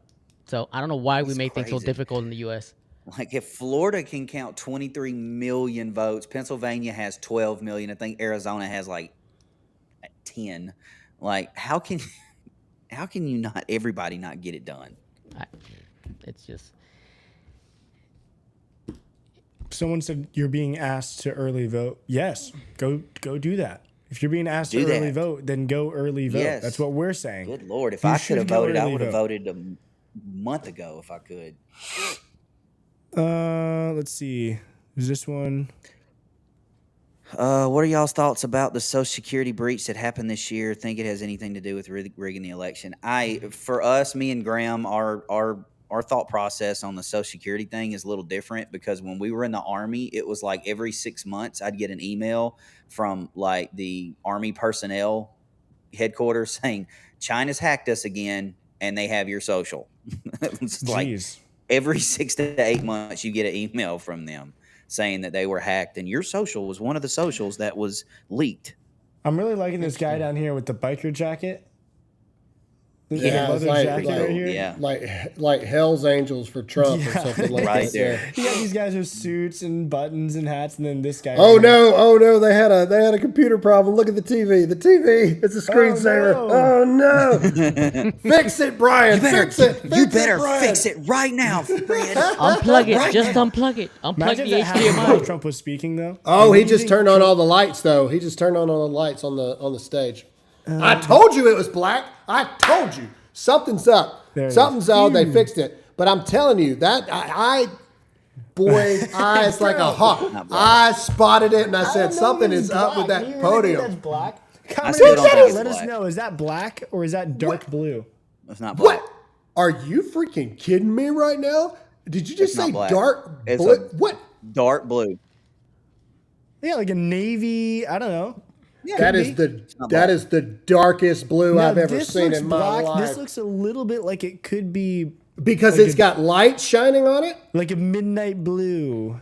Look What? at that lady. Look at that lady in It's red. kinda She's like- How rocking many out. people? Look at her. How many people think it's black? How many people think that's black? She's Just like- comment. she is comment disco black dancing. or It's blue. got music going. Look at her. in there. She got do. this. They do. She's doing the John Travolta disco dance from Saturday Night Fever. Who else we got? We're just trolling people. Oh, this lady's waving. Hi. Hi. Hey, Hi, lady. She must be watching the show, actually. That's what's going on. how cool would that be? Yeah. If she went, I am watching. There's biker dude. Yeah. Aaliyah will screenshot that and say, look, the Proud Boys showed up. Yep. Yeah. Almost there. Come on, Trump. Yeah, almost an hour late for this thing. It must be big. Sheesh. Oh, look, you got a ton of these guys wearing the leather jackets with 45 in the back. 1, 2, 3. This guy over here, too. Todd, what are you eating? Are you eating Skittles? M&M's. M&M's. What's happening over there? If that is blue, that is some bad lighting. Like We will find somebody's out when getting they fired. zoom in, when he starts talking, we'll know for sure, but... That's just weird because the TV's blue. So Yeah, if it's but- blue, Cameras do crazy things, bro. dude, can you see that? Look at it right there. Yeah, Look, that's blue. that's blue. So that's weird. It might be That's- black, and if so, that's pretty sick. I like it. I know, Here, but here. It's black. so people are like, "Why are we talking about this? We got nothing else to talk about while we're waiting." We're Okay, waiting, trying people. we're trying to figure out what color it is. It's Is he embracing the dark MAGA? ooh. You know, or as Elon would say, the dark Gothic MAGA. Did you guys see that clip I sent in of somebody voting in Virginia and Trump's name had an I in his last name? The You Triumph. see that? Yeah, the Triumph. You see that? Triumph. Isn't that weird? And they just let it roll. Where was this? It was in What is- Virginia. It was in Virginia, and on one of the voting machines, his name had an I in it. I hadn't seen that. Come on, President Trump. Jeez, people are really freaking out at me for saying it's not black. Jeez. I'm gonna say Royce may be right, man, because he is the lighting expert. But I'm just saying, I just saw him turn the lights on down there, and so the podium is now lit up. And that is not the same color blue that's on the back. That's all I'm saying. No, That's I mean not you're the 100% same right, color. but I do understand that lighting. You know, it does make things look different sometimes, and if it's not done correctly, things. Is this look different. RSBN? Is this No, RSBN? this is what is this? This is Washington Post. It's just a clean Okay, feed. find me RSBN. Let's go to a different angle of it and see what it looks like. Dude, That's that what we thing, dude, I'm telling you, like, look, that even makes the TV darker, but it's still, I don't know, man. Something's Well, weird. it's on a black stage, so you might have the leg to stand. Yeah, and the stage is black too. Yeah, That's yeah. weird. That's weird too. I'm sticking with it. I think it's black. The stage is black. The curtains in front of the stage is black. I don't know. That's weird to me. All right, let's turn the audio on this feed and hear what these losers It's are just saying. going to be copyright music. I bet Are you you. sure? Here. I bet you they don't have the music playing. I bet you. Oh, they do. Ah, That's so funny. All right. Jolene. No more The super pit. chats. Somebody just said the pit is blue. Oh, this pit is royal blue. The pen is blue. Trump or what is going Royce has no idea what we're talking No about. clue. No, not a clue at all. Liar, liar with Jim Carrey, Royce. Oh, Dang. I love that movie. Dude, how did you Obviously not know what not. we're talking I about? don't Obviously remember you the part don't. that you're talking about. When he's trying to lie and say that the blue pen Oh, is red. yeah. And And it's like attacking him. He's like got it all Yeah. over. It's like starts drawing on him. Yeah. The color of the pen that I hold in my hand is royal blue. Oh, it's Jim great. Carrey, man, he is so funny. I wish he wasn't such a lunatic, but yes, I know, the dude went he is crazy. my number one. Same. Like comedian, movie It's person of all impossible time. to he's watch my a number Jim one. Carrey movie and not laugh your butt off, man. He's just the Oh. funniest guy to watch ever. Because he doesn't rely on jokes. He He just doesn't. is funny. He's just You know what I funny. mean? Yeah. He could take "I'm looking at a computer," that line, and he could make it funny. All right, now people are saying, Royce, you're fired. Guys, it looks kind of like it could be blue in the right lighting to me. Chill out.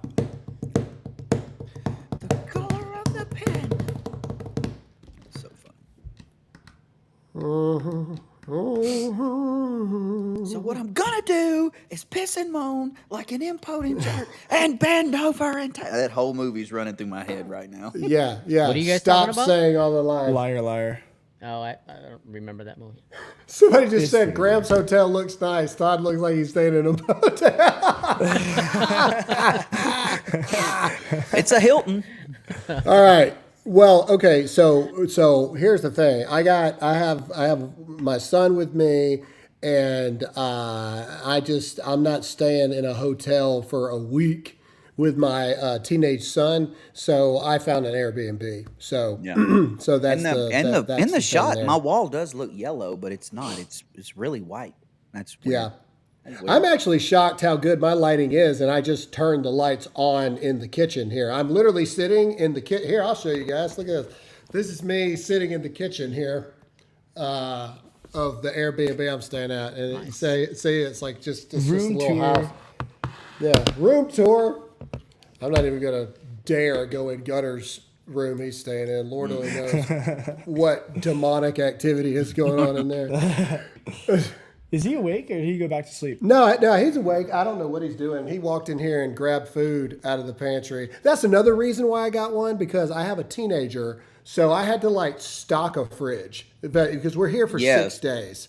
Can you We imagine ate, how we many? ate lunch yesterday, and I'm sitting there and I'm leaning over, I'm talking over, and Gunner is just taking my fries. He's like he ate most of my fries yesterday. That's a hungry little dude you got there, man.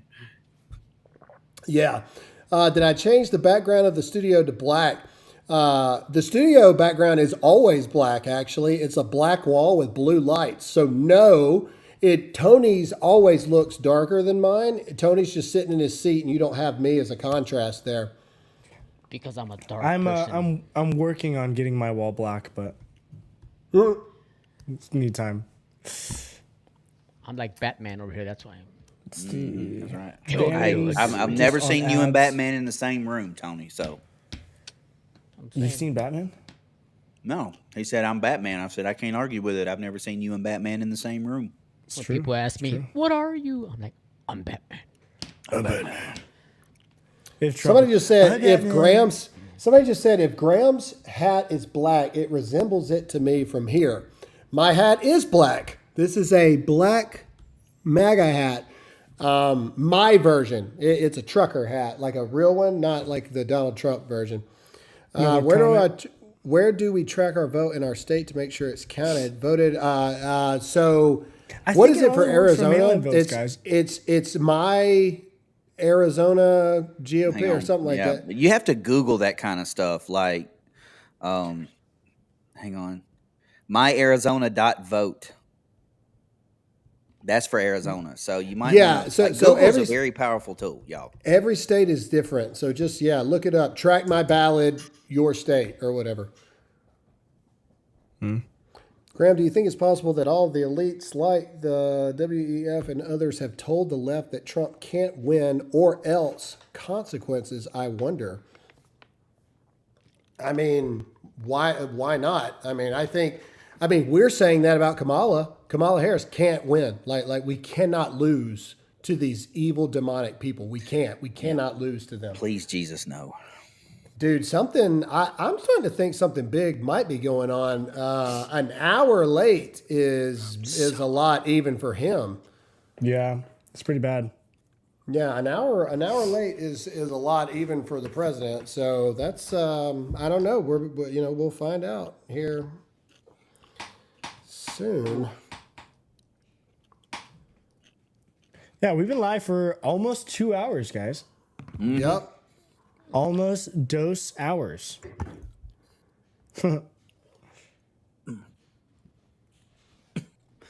That's this lady dancing, man. What is she? I don't know. White people need to stop. Hey, For hey. real. So I was so gonna won't- say, but I decided Whoa, not whoa, to. whoa. Hang on. So I will say, I can't say who it's from. I did just get a notice from the Trump campaign. I have a call at 3 p.m. Don't know what's going on. Don't know what it means. I'm just letting you know. I did just get an email. So we'll see. We'll see. This may actually in the be world? something here. Yeah, we'll see. Trump's waiting in the back. He's like, at 3, I want to call Graham. We can do this. What's We're 3 setting this up." p.m.? So that's 12 o'clock here. Dad gum, dude. I'm going to be literally knocking on doors having to call in for this meeting. Could I be any more busy? This is the crap I'm talking about. I can't even just go knock on doors. It's just all the time. All right. Yeah, there's This literally lady's cracking me up, nothing. man. She's not even doing the Trump dance. Hold on. Yeah. She's rocking though. Look at her. You gotta She give is, it to her. she is consistent. Yeah. She's not stopped once. Mar-a-Lago, Look man. at her. Such a crazy she's got place. yeah. Ooh, she's breaking it down. We should have some music playing in the background for her because she looks awkward just dancing there without any music. I don't think I have any music.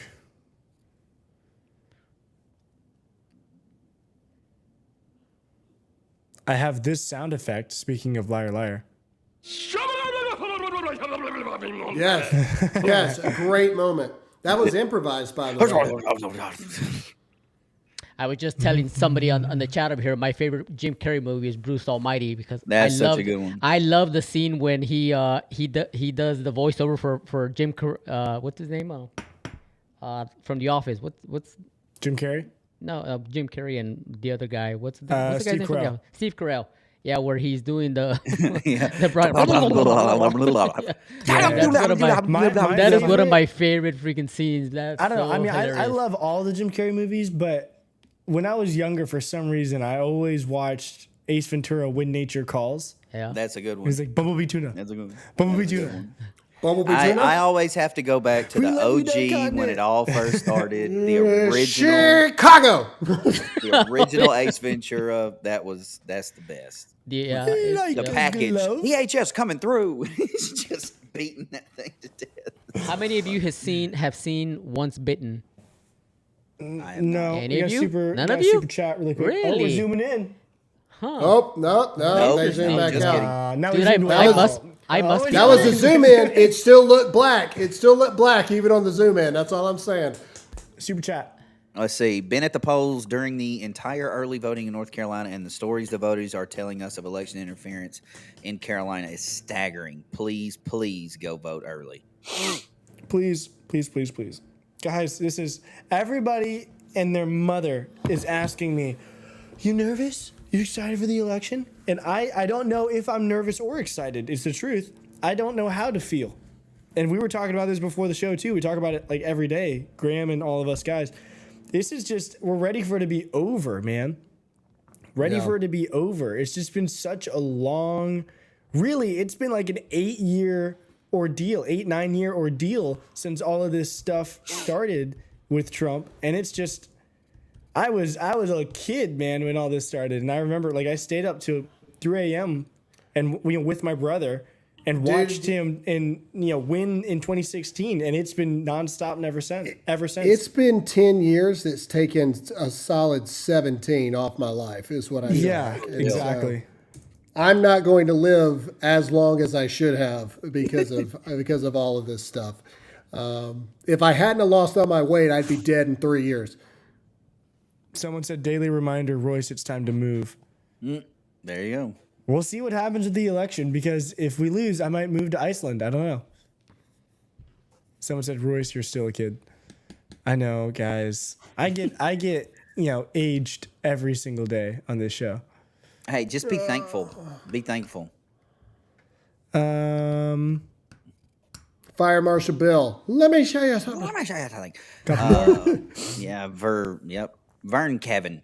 Go see Trump, the man you don't know. It's not in all theaters. Yeah, Trump, the man you don't I haven't heard know. that one. I kind of want to see The Apprentice. I've not. Oh seen God, it. it's going to be so horrible. It's out. It's out. I just haven't gotten around to go see it, but I know it's just gonna try to make him look like an awful businessman kind of thing. Here's another one.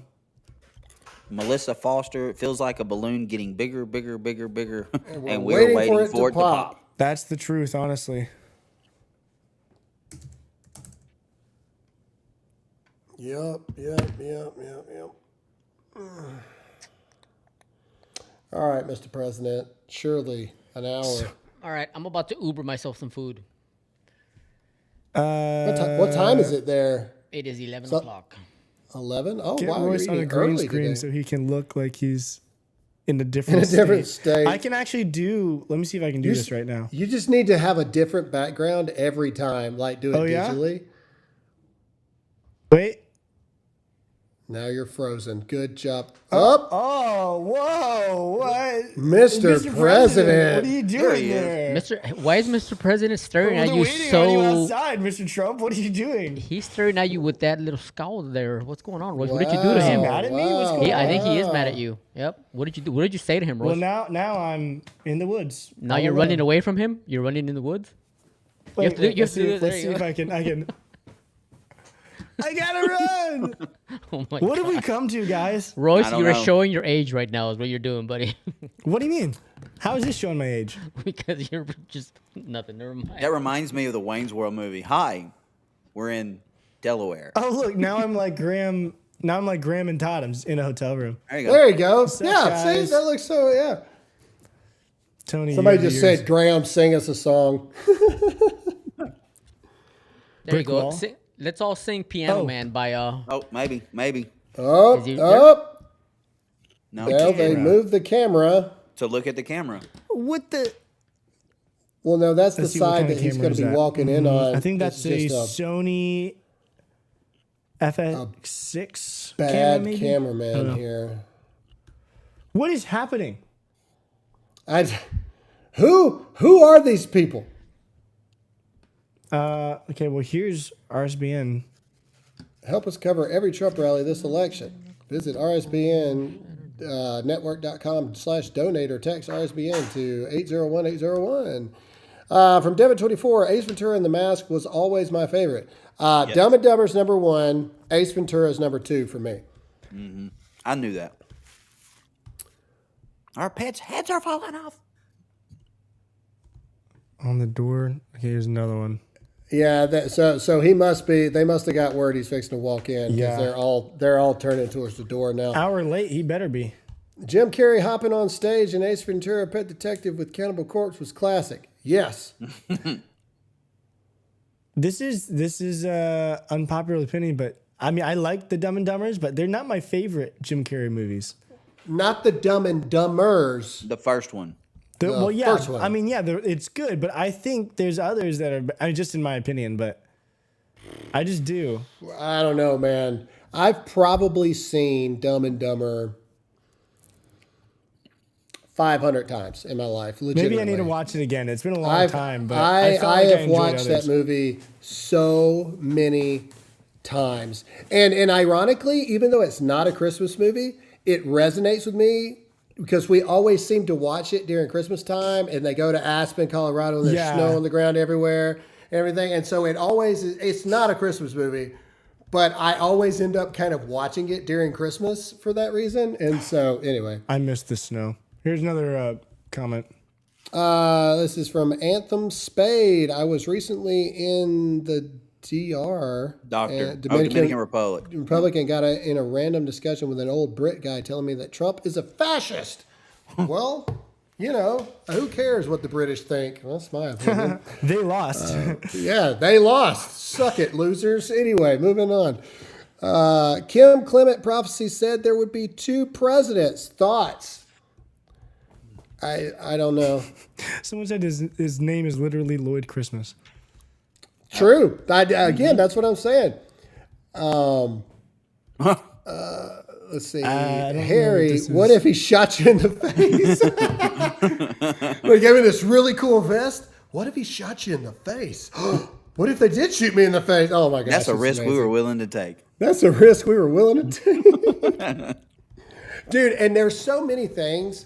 The reason why I love Dumb and Dumber is because I watched it when I was a kid. But there were so many things that I did not understand as a kid that now I watch it and I'm like, oh my gosh, this is genius. I should have known this the whole time. Yeah, maybe that's why I don't. Maybe I just need to rewatch it, Yeah, just like the whole IOU thing. Like, I didn't get that as a kid. Like, I didn't know what that meant. And now I just realized they just spent all this illegal money and they just wrote on napkins that they were going to give them the money back and stuff. Just all those little things. And so... Ace Ventura, maybe it's the pate. I didn't understand what that meant, back then. Yeah, I think it's the pate. Comment. Jody Hart.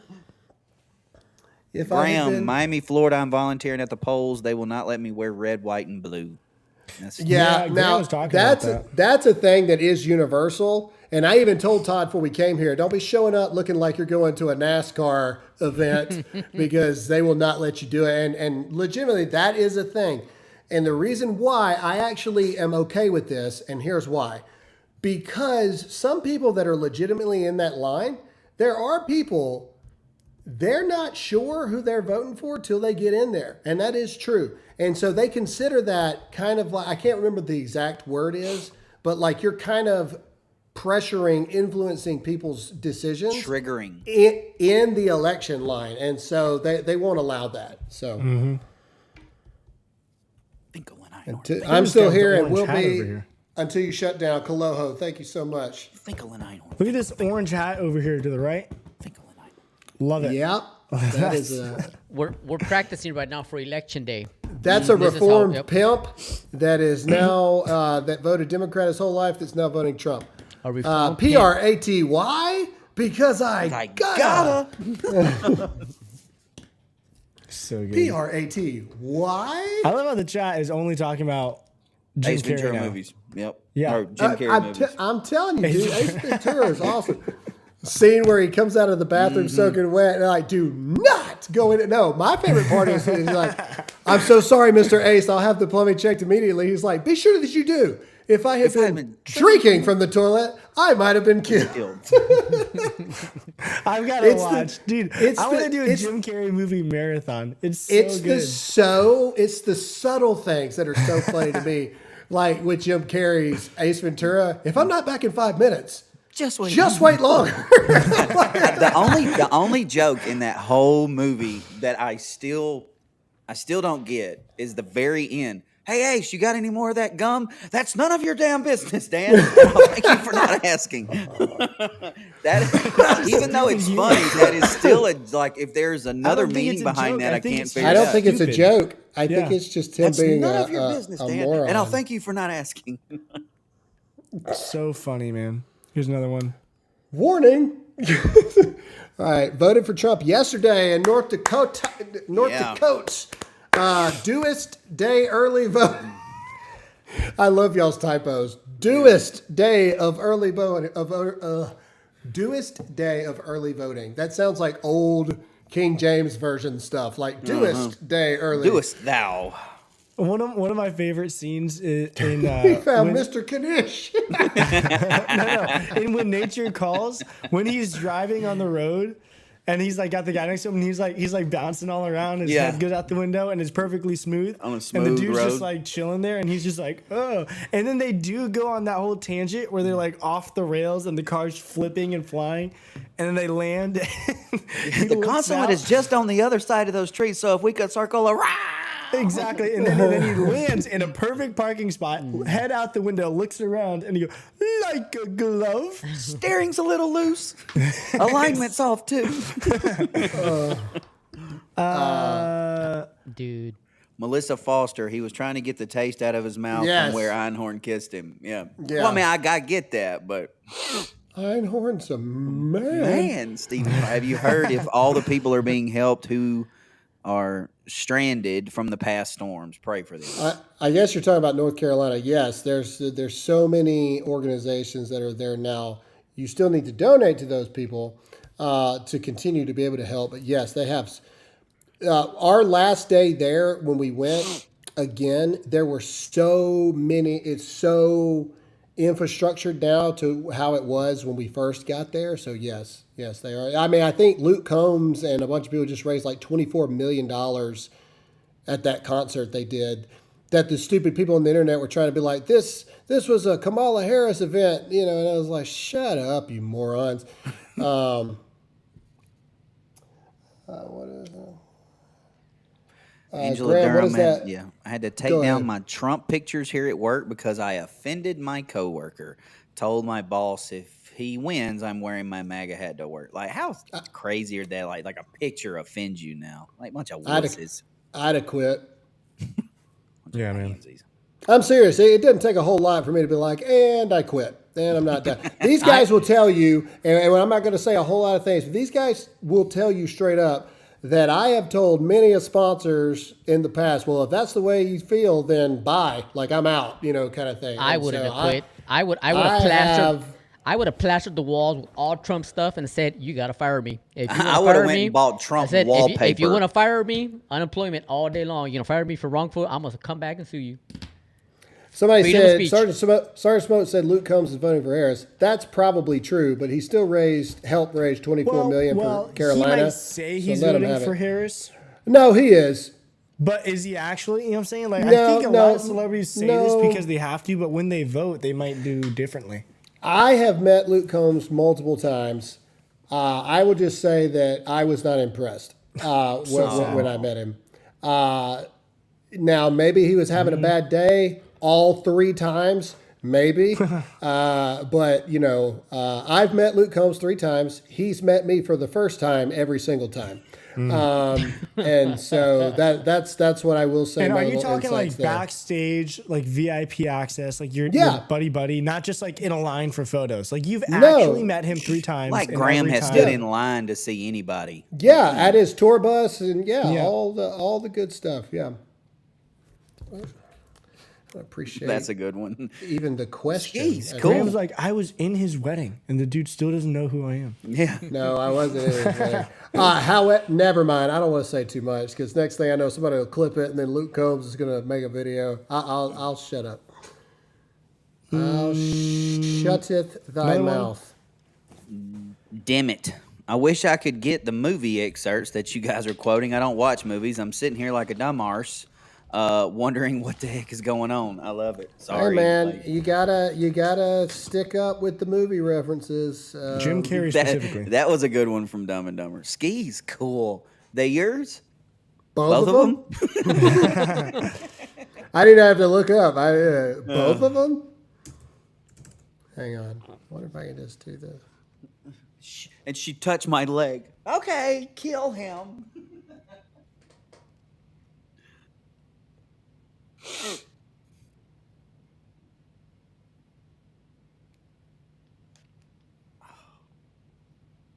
Good Lord.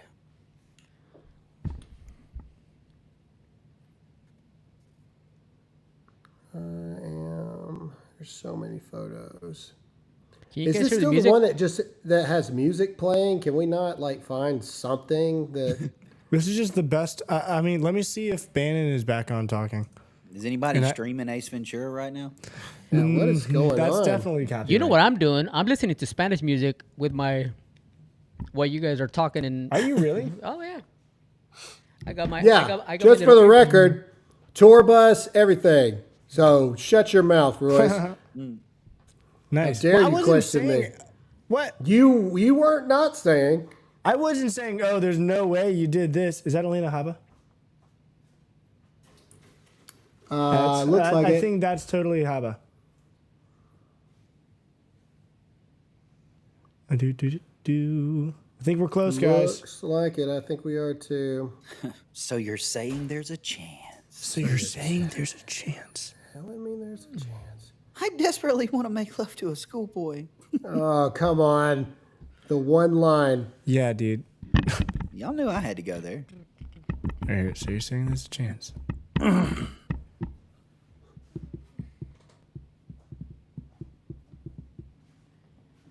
If you want to cook something, you can. We're going long today. My son's starving, and I'm also starving. literally right now. What's up, bro? Did he just grab the whole thing of eggs? He's just gonna make eggs? Yeah, he's Nice. just gonna make eggs. I can't hold him off anymore. Where's the pan? You're gonna have to clean it out. It's right there.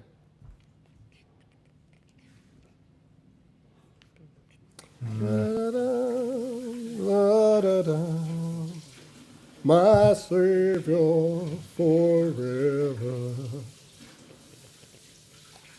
for me.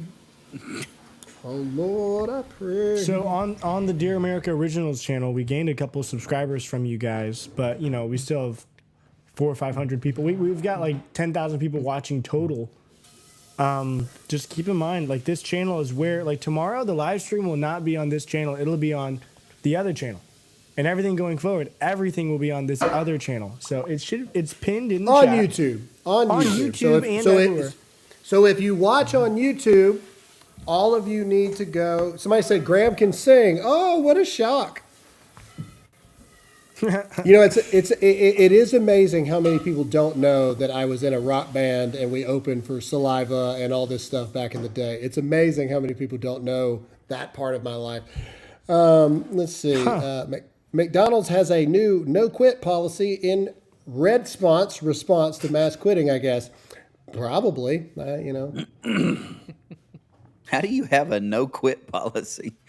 That's awesome. How is that even? You cannot quit. Well, We're going to be a family.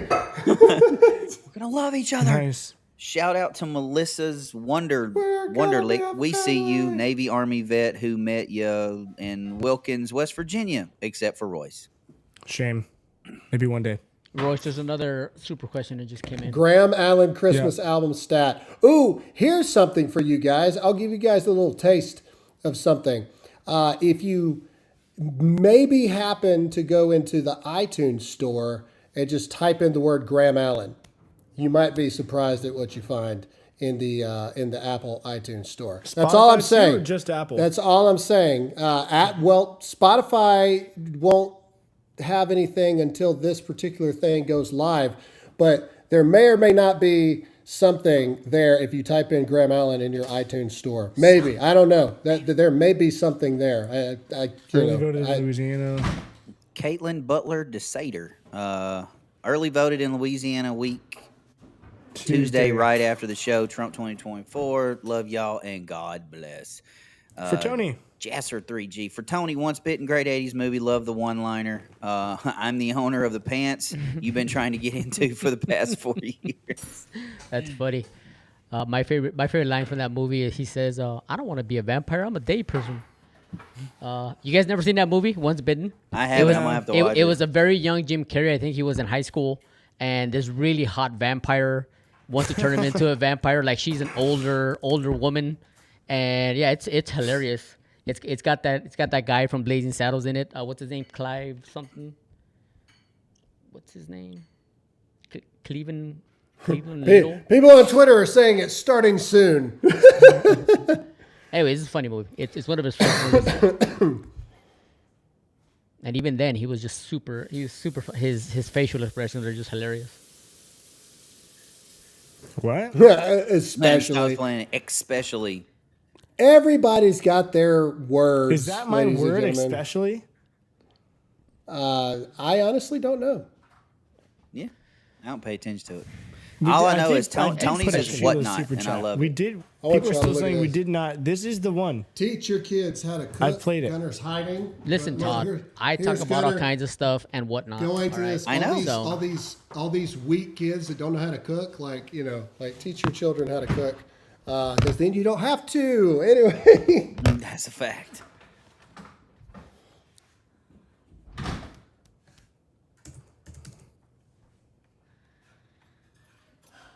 Sheila's super chat was read.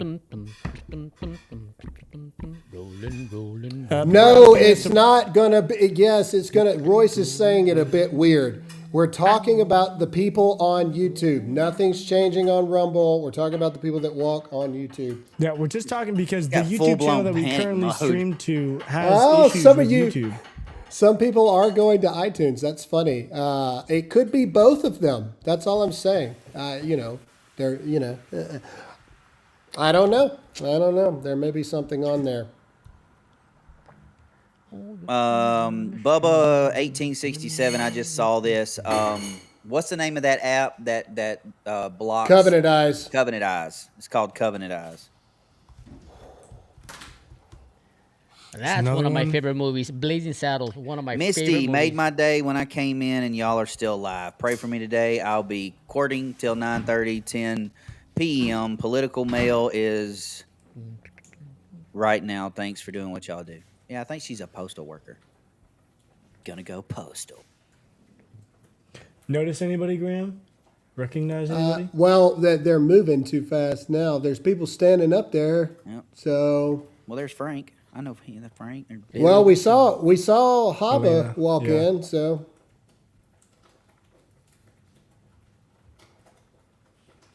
Dang, dude, this is the latest I've seen him in a long time. I wonder if he's finishing up an interview or something. Lots of Mexicans in Bay City. Felicia Ann, hey guys, I'm in Bay City, not Sanctuary, but we have busloads of Mexicans being dropped off all over, 8 to 10 at a time. Hey guys, I'm from Manchester City. Yeah, Tony's responsible for all of that. I am. I smuggled them all in. They paid me $10,000 a head, so you're welcome. You can have them all over the place. He's over an hour late. I cannot believe this. He's going on an hour and a half late. Hour and 20, yeah. For $10,000 a head, Tony, I might come to work for you. Please, I need some help, man. There's too many of them. I can't keep up. Graham looks like the guy from Blue Mountain State. Thad? No, I do not. Especially since that dude is such a freaking liberal now at this point. I like that guy too, Alan Richson or whatever his name is. Oh, here he is. Just kidding. No, he was definitely there. Yeah, all these Secret Services. There he is. All right, here we go. Let's see what this big thing's behind the. There he is. Ladies and gentlemen, please welcome the next president of the United States, President Donald J. Trump.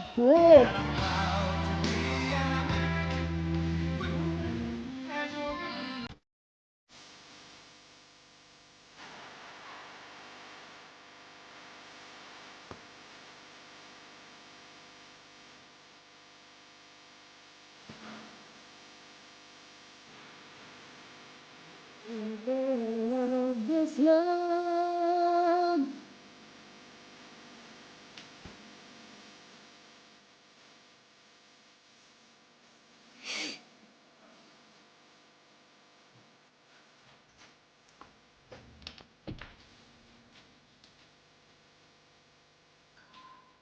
That thing is black, bro. Midnight blue. That thing is black. Midnight You blue. say midnight blue? Yeah. All right, here we go.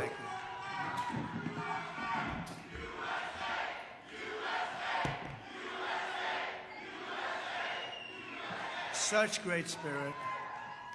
I want to start by saying it's going very well. There are some bad spots in Pennsylvania where some serious things have been caught or in the process of being caught, but the election itself is going very well. We're leading, I believe, in all 7 swing states. That thing is black. I don't care what you say. So It looks appreciate black to me. like his everybody's suit. work, and the spirit is unbelievable. I don't think there's ever been anything like it in our country's history, frankly, because we want to see our country get better. And that's why we're here, just to do a statement. And it's an honor to have some of our friends here. In less than 4 years, Kamala Harris has obliterated our borders, obliterated. We've never had a situation like this. Decimated the middle class, and runaway inflation has caused problems, the likes of which we never thought possible. Bloodshed, squalor to our cities is common, and they've unleashed a war and chaos all over the world. You take a look, everything's blowing up or getting ready to blow up.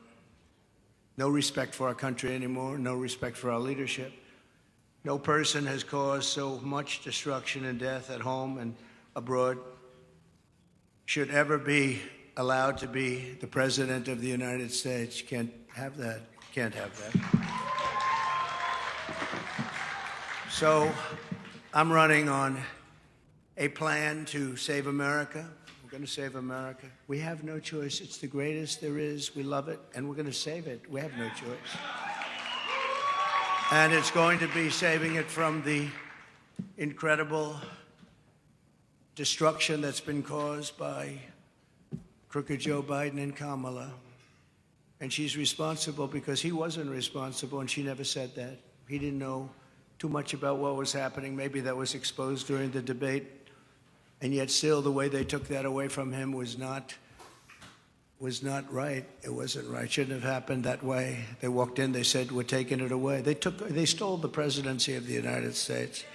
You can call it a coup, you can call it whatever, but they stole it. They went in like taking candy from a baby, and can't have that. And she's running on a campaign of demoralization and really a campaign of destruction. But really, perhaps more than anything else, it's a campaign of hate. It's a campaign of absolute hate. And, you know, I said yesterday that she's a vessel. She is a vessel. It's a very big, powerful party with smart people. They have to be smart. But it's vicious. They're vicious, and they're perhaps even trying to destroy our country. Because who would want open borders where millions of people can flow in from prisons and from gangs, the worst gang members anywhere in the world? Who would want this for our country? Who would want all of these transgender operations all over the place, like at will? Even if you're in detention, I want a transgender. These are things she stood for. Who wants to defund the police? She's wanted her whole career to defund the police. She only changed recently. She changed on 15 different items. Fracking. She was against fracking at the highest level. Wouldn't even think about it. Now all of a sudden, oh, I'd like fracking very much. But they change after the election in about 2 minutes, and I think Pennsylvania understands that.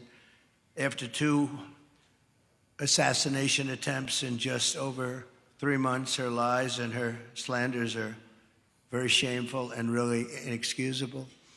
And I can say that if I were president and somebody was being threatened, openly threatened like they've threatened me, I would say, If you do that, even if this was an opponent who I disliked, if you do that, we will obliterate your entire country, and it would all stop.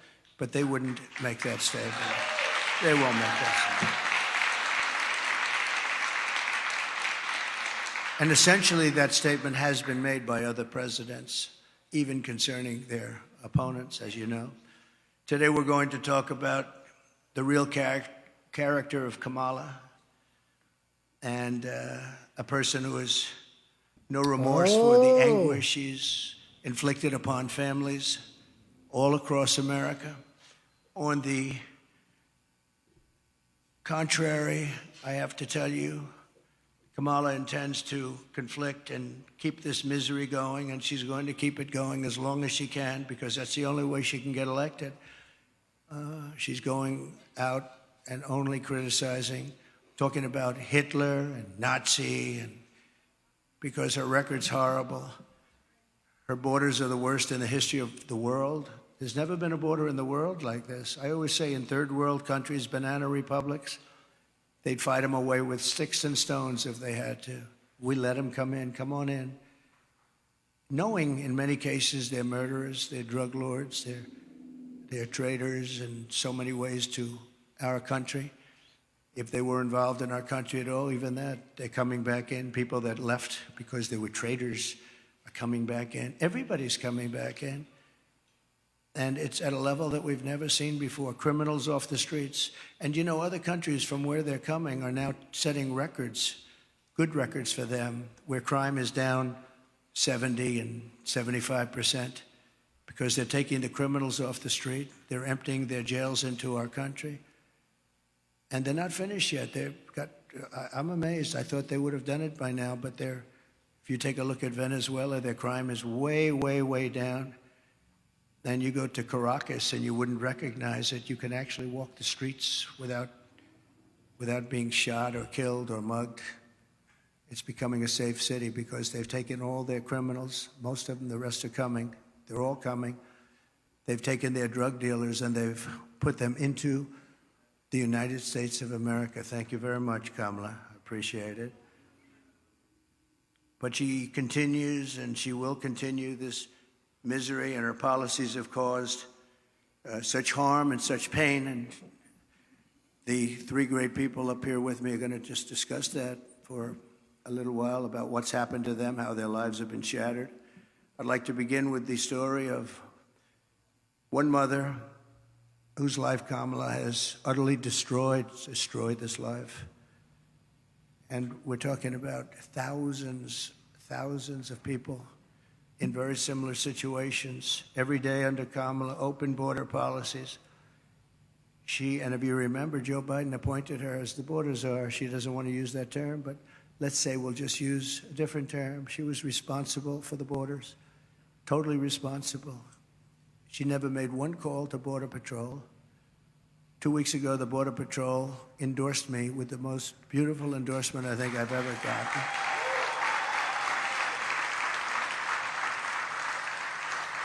And in all fairness, they've endorsed me every single year, but they've endorsed me again, and they endorsing me, saying I was the best president we've ever had and the best president by far on the border. They said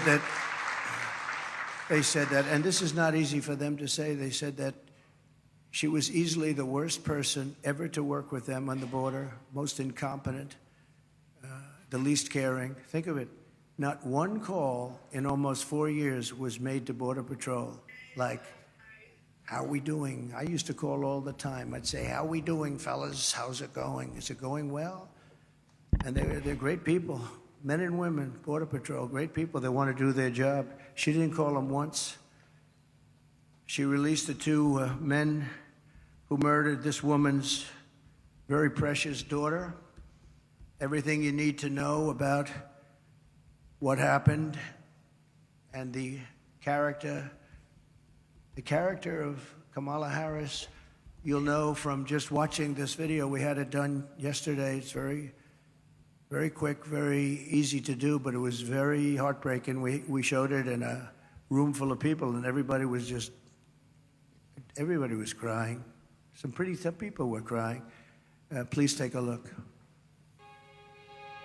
Sunday night, I asked her to not stay up super late because of her coming to work with me in the morning first to do her summer school. She said, okay. I told her good night and I love you. I went to bed, not realizing that that was going to be the last time I saw her. We're best friends. Yeah. I'm gonna go shake it again. I woke up to notice she wasn't in her bed. I'm in my heart trying not to lose my mind because I don't know where she is. I finally remembered her phone had a location on, and her phone was pinging just 2 minutes down the road, right behind the skate park. I start driving to the direction the phone was being pinged at, and I see a couple cop cars with lights on. I see yellow tape, and immediately my heart drops and sinks to the bottom of my stomach. My daughter's hands and ankles were both bound. She was strangled to death, left with no pants. And I know in my heart, she fought incredibly hard. She was not going down without a fight.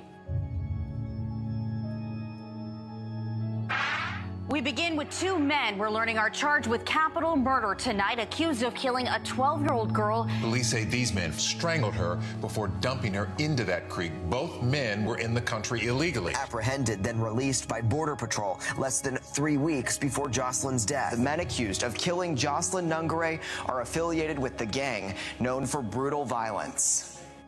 Kamala Harris was in charge of immigration in our borders. If we had better border policies and not open borders and not these catch and release policies, I truly believe this all could have been prevented.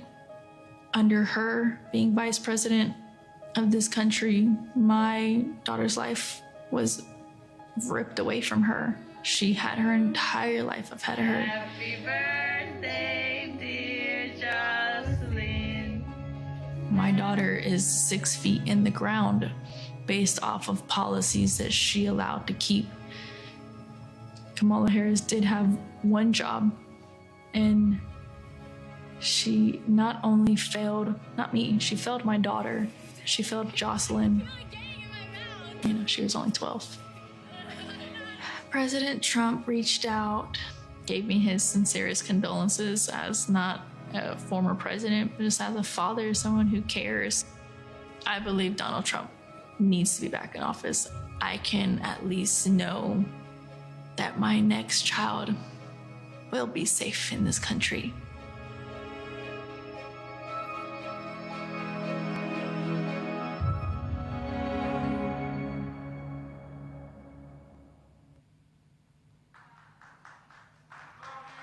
Thank you very much. So I know we talk about inflation and the economy, but to me, there's nothing more important than the fabric of our country being destroyed by people placed there, violently placed there, as far as I'm concerned, foolishly, stupidly placed there. I think what's happening on the border is the single biggest issue, and I'm seeing it more and more when I speak. I see it more. Inflation's terrible. It's hurting our country. It's just decimating our seniors. That's why I talk about Social Security, no tax for our seniors on Social Security, because they've been decimated by inflation. But what Kamala did to Jocelyn and her family is the most heartless and cold-blooded betrayal imaginable. Thousands of cases just like that, thousands. In throwing open the border, think of it, open borders, they come in from parts unknown. People have no idea who they are, where they're from, anything about them. They know nothing. They just walk into our country. And as soon as I heard they were doing that, I said, well, I know these countries. I know every one of the leaders of all these different countries. They're very smart. They're very sharp. They're very streetwise. I said, I know what they're going to do. They're going to open up their jails and just dump them into the United States. And that's what happened. They opened up their jails And some of the most ruthless killers in the world are now roaming our fields and our streets all over the United States. I knew that was going to happen, and I would do the same thing if I were running one of those many countries that we're talking about, and not just the 3 or 4 that we constantly mention that are near us, all over South America, all over the Middle East, all over Asia, all over Europe, all over Africa. Tremendous numbers of people are coming out of Africa, and they're coming from all over the world. They're dumping them at our border, pushing them across the line, and say, don't ever come back. If you come back, we're going to kill you. And we're stuck with them. But we're not going to be stuck with them for long. So Kamala violated her oath. She desecrated our laws, and she got innocent girls like Jocelyn tortured and killed. Anyone who knowingly sets loose these monsters into our country has absolutely no right to be running for office, let alone the office of president. No right. So here today is another great person, an American mom, Tammy Nobles. 2 years ago, Tammy's 20-year-old daughter, Kayla Hamilton, who had an autism diagnosis, was found raped, tied up and strangled to death with a telephone cord in her home. Kayla's murderer was an illegal alien, MS-13 gang member, among the most vicious gangs anywhere in the world. I took him out by the thousands thanks to ICE. We're going to protect ICE. Kamala wanted to defund ICE. We didn't have ICE, we'd never get anybody out. They're tough and they're smart and they love our country. But an MS-13 gang member who was apprehended by Border Patrol, but under the policy of our border czar, Kamala, he was released into the United States to kill. Tammy, please come up and say a few words, please. Thank you. Please.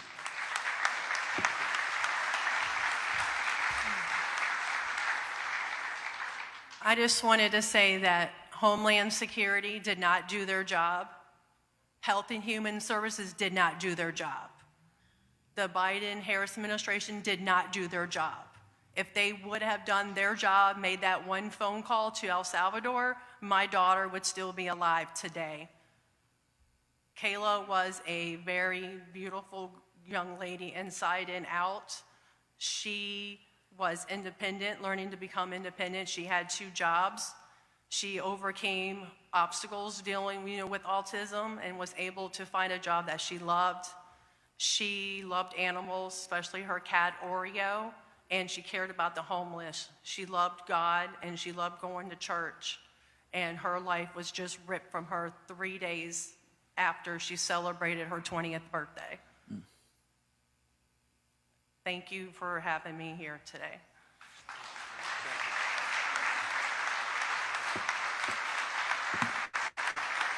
Thank you, Tammy.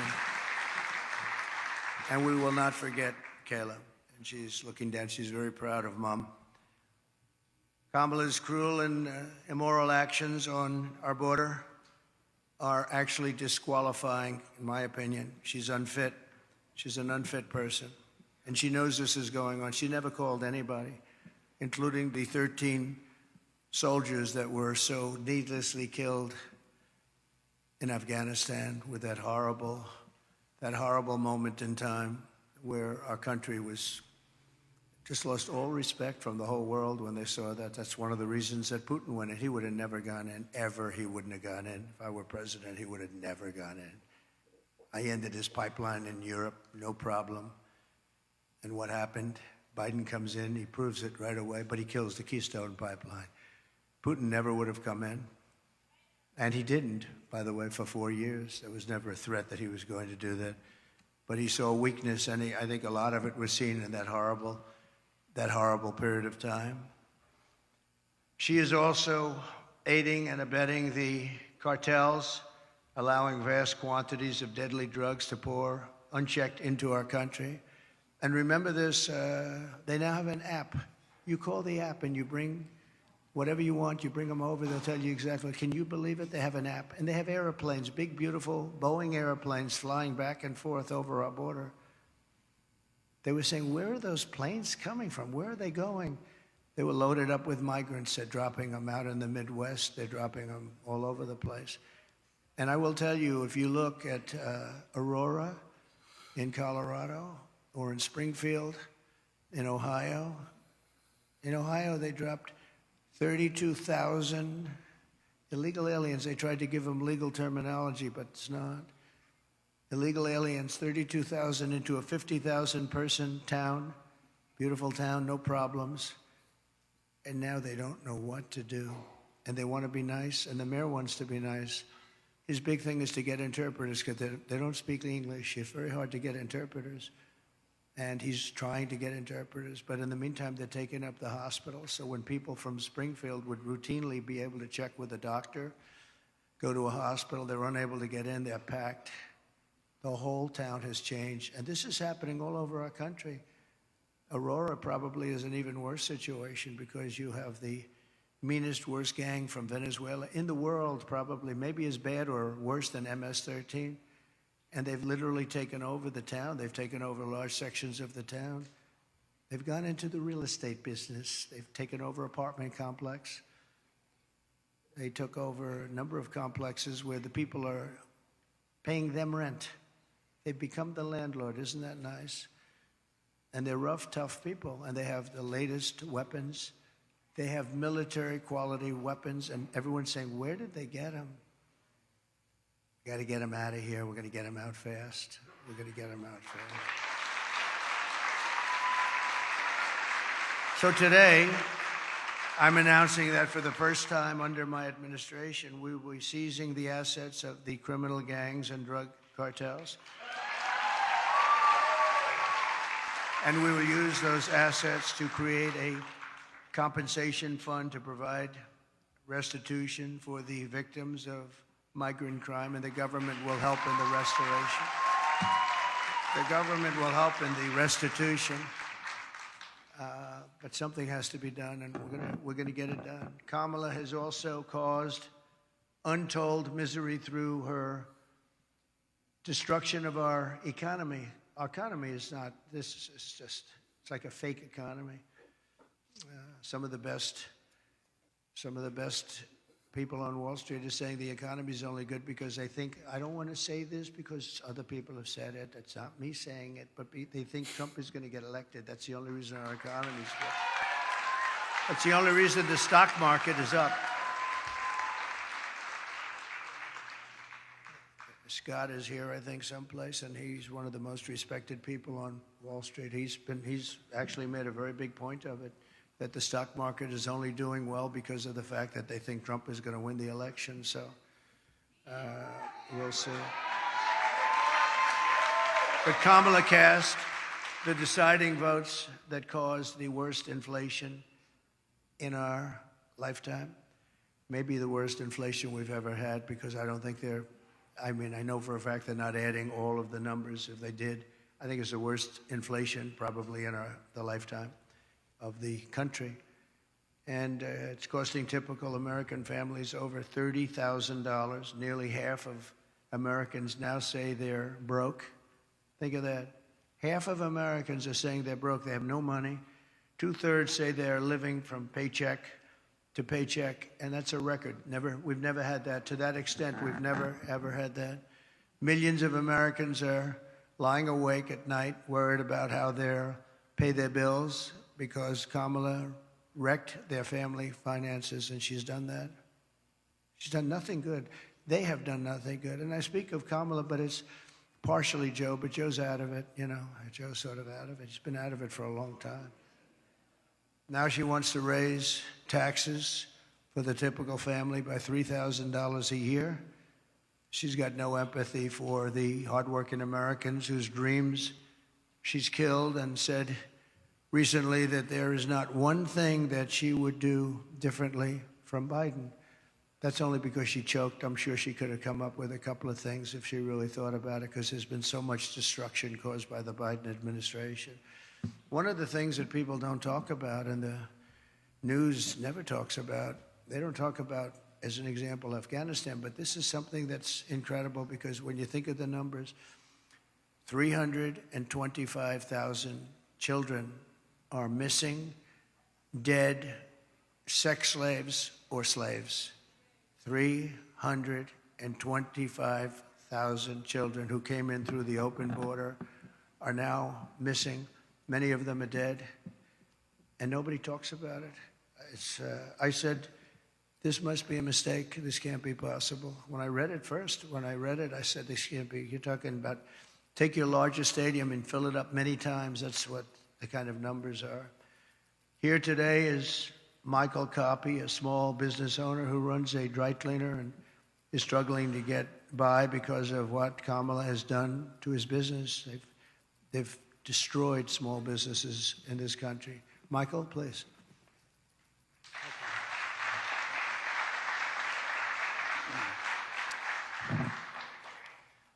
I just want to say thank you, Mr. President, for affording me the opportunity and the high honor of joining you here today and sharing my small business story with you folks and the American people.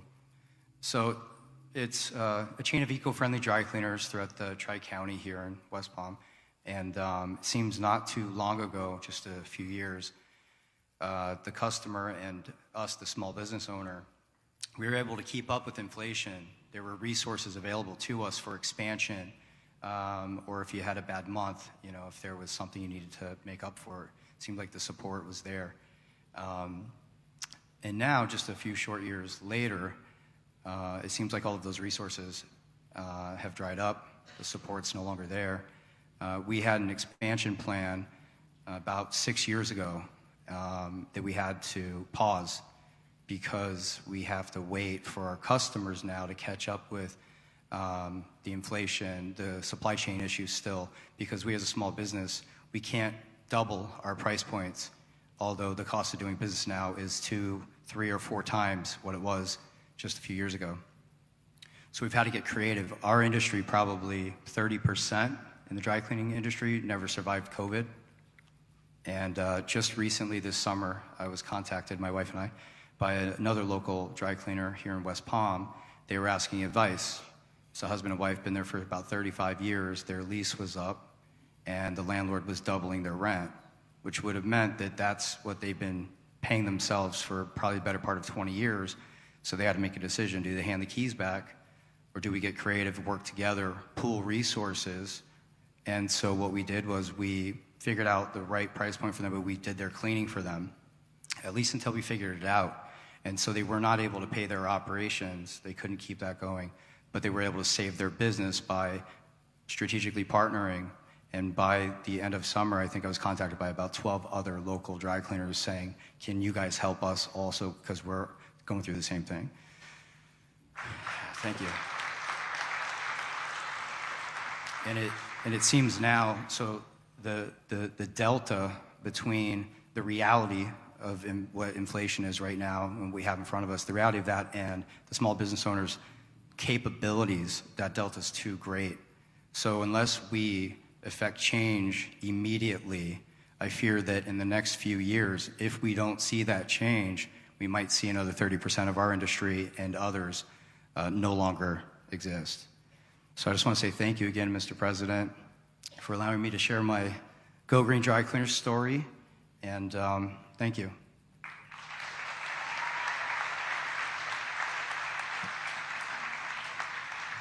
Thank you very much. We really helped a lot of people during the prime time of the China virus. And we helped a lot of people, and we did it intelligently. Then when they took over, they just threw money around like it was dirt. And as you know, the recent monster hurricane, Helene, just wiped out so much. If you look at the different states, North Carolina, Georgia, Alabama, South Carolina, Florida, Tennessee, it was just devastating, devastating. And the response was the worst since Katrina, but really a lot of people think it was much worse than Katrina. It's still, they haven't shown up. They're not in North Carolina. The people of North Carolina have suffered incredibly, and there's just nobody to help them. FEMA has been a total disaster. We had FEMA that was fantastic when we did this, because we had our hurricanes too. We had some bad ones, but we did a great job with it. It's not there. And then you see that they, originally blamed, and then they tried to take it back, but it was a little late. But they said that the money was spent on bringing illegal migrants into our country. They spent close to $1 billion, and these were funds that were spent. And you have to say, I was in North Carolina recently, and I looked at devastation that was just unbelievable. There was nobody there from the federal government. The local people have done incredible things. Franklin Graham has done incredible things. He's been amazing. But there was nobody there. So we're pleased also to be joined by Christy Shamblin, person I know and I've gotten to know over the last year or so, the mother-in-law of fallen Marine Corps Sergeant Nicole G. Nicole made the ultimate sacrifice during the disastrous withdrawal. Not that we were withdrawing. I was going to withdraw, but we were withdrawing with dignity and strength and power, and we were going to keep Bagram, the big air base, because of the fact that it was so close to where China makes their nuclear weapons. 1 hour away. We should have kept it, and we didn't do that. But the way they withdrew, they took the soldiers out first. No, you take the soldiers out last. I went 18 months without one soldier. I spoke to Abdul, the leader of the Taliban. We went 18 months without one soldier even being shot at, no soldier being killed for 18 months. And then we left, and you had this group of incompetent people take over. Guys like Milley should have been fired. They should have been fired. Anybody that was involved with that disaster should have been fired.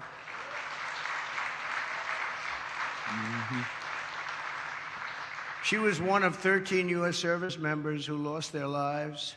Kamala said she was the last person in the room, that Kamala was the last person in the room. She was involved in everything. She takes credit for that. She was involved in everything. That means she was involved in disaster after disaster, because nothing good has happened with this administration, except that our country has gone to almost a third world status. With Biden, when Biden made a decision, she said she was there. Oh, she was there. But the Afghanistan decision was a disaster in so many different ways. And now you take a look at it, they're right back to what they were doing before, except much worse to women. They're worse to women right now than they were even before it started. But Kamala never reached out to the family members of the warriors. And she said she was going to, but she never did. She never called anybody. And Christy, I'd like you to come up and say a few words, please.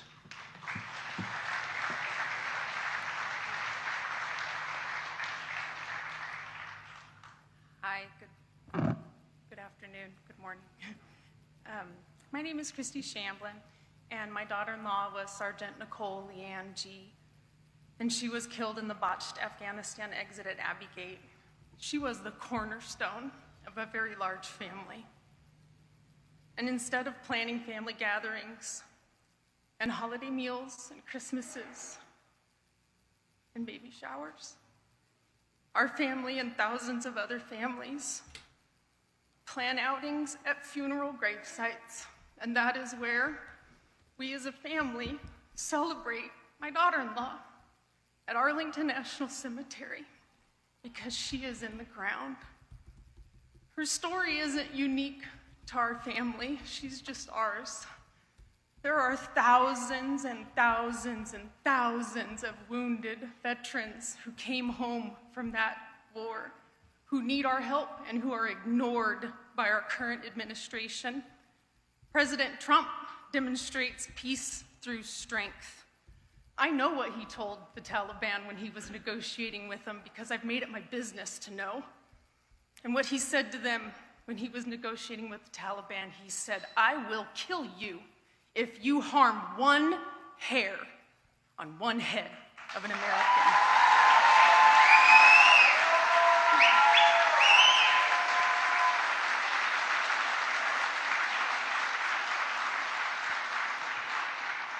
President Trump shows up, he reaches out, and he can fix our country, and we can all heal together.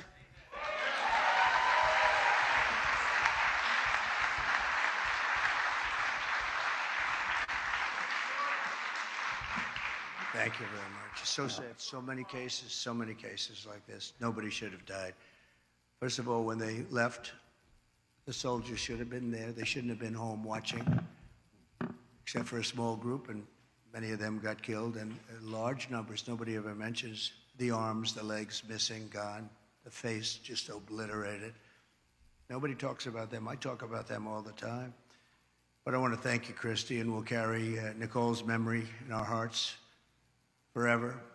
The full consequences of Kamala's 4-year reign are almost too terrible to discuss or contemplate. We're coming to the end of a great campaign. I think we've had a great campaign.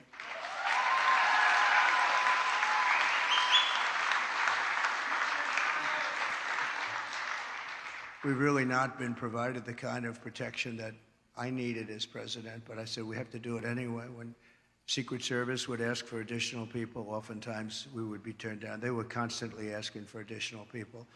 And I found Secret Service to be very brave. When I was hit and went down, they were right on top of me within seconds. I tell you what, those bullets were flying right over my head. I heard them. And these guys were right.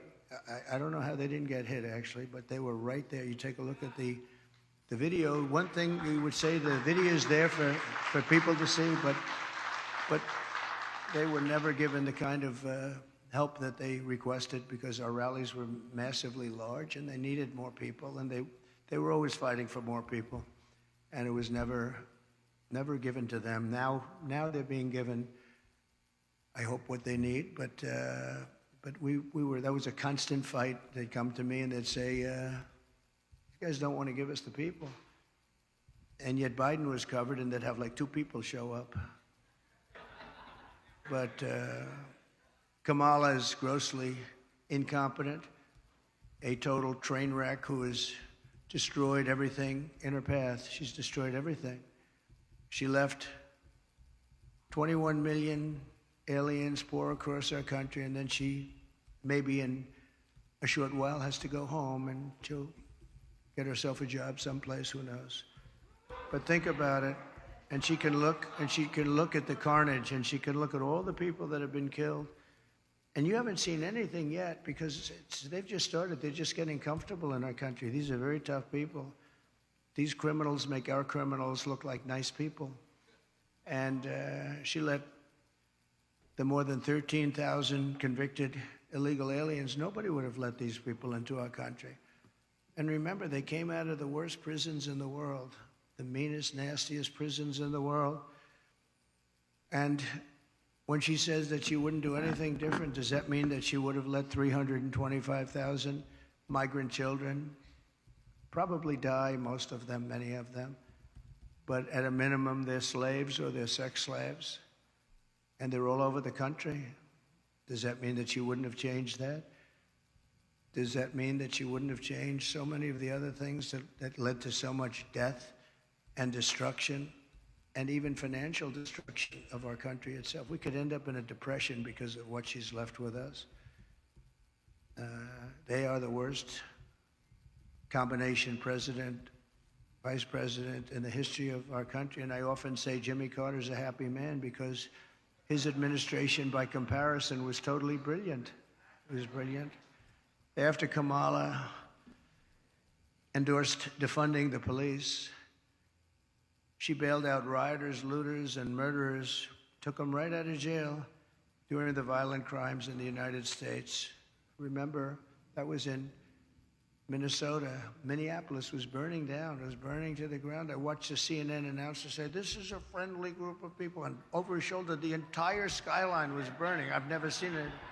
But that's the fake news. But violent crime in the United States is up 37%. All of these different crimes are up anywhere from 37 to 105% over a very short period of time. And it's almost like nobody even cares about it. Very simply, Kamala Harris is not fit to be your president. We can't have it happen. We can't have it happen.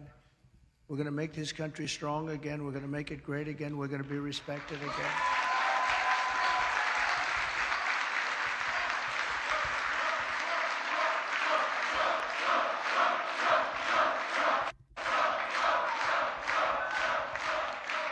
Her message has been a message of hate and division, and my message is about saving our economy, securing our border, bringing together the greatest and broadest coalition in American history. There's never been a coalition like this. Everybody's included. And on issue after issue, she broke it. They broke it together. But for purposes of this election, she broke it. Can't let her go. And I'm going to fix it, and I'm going to fix it very fast.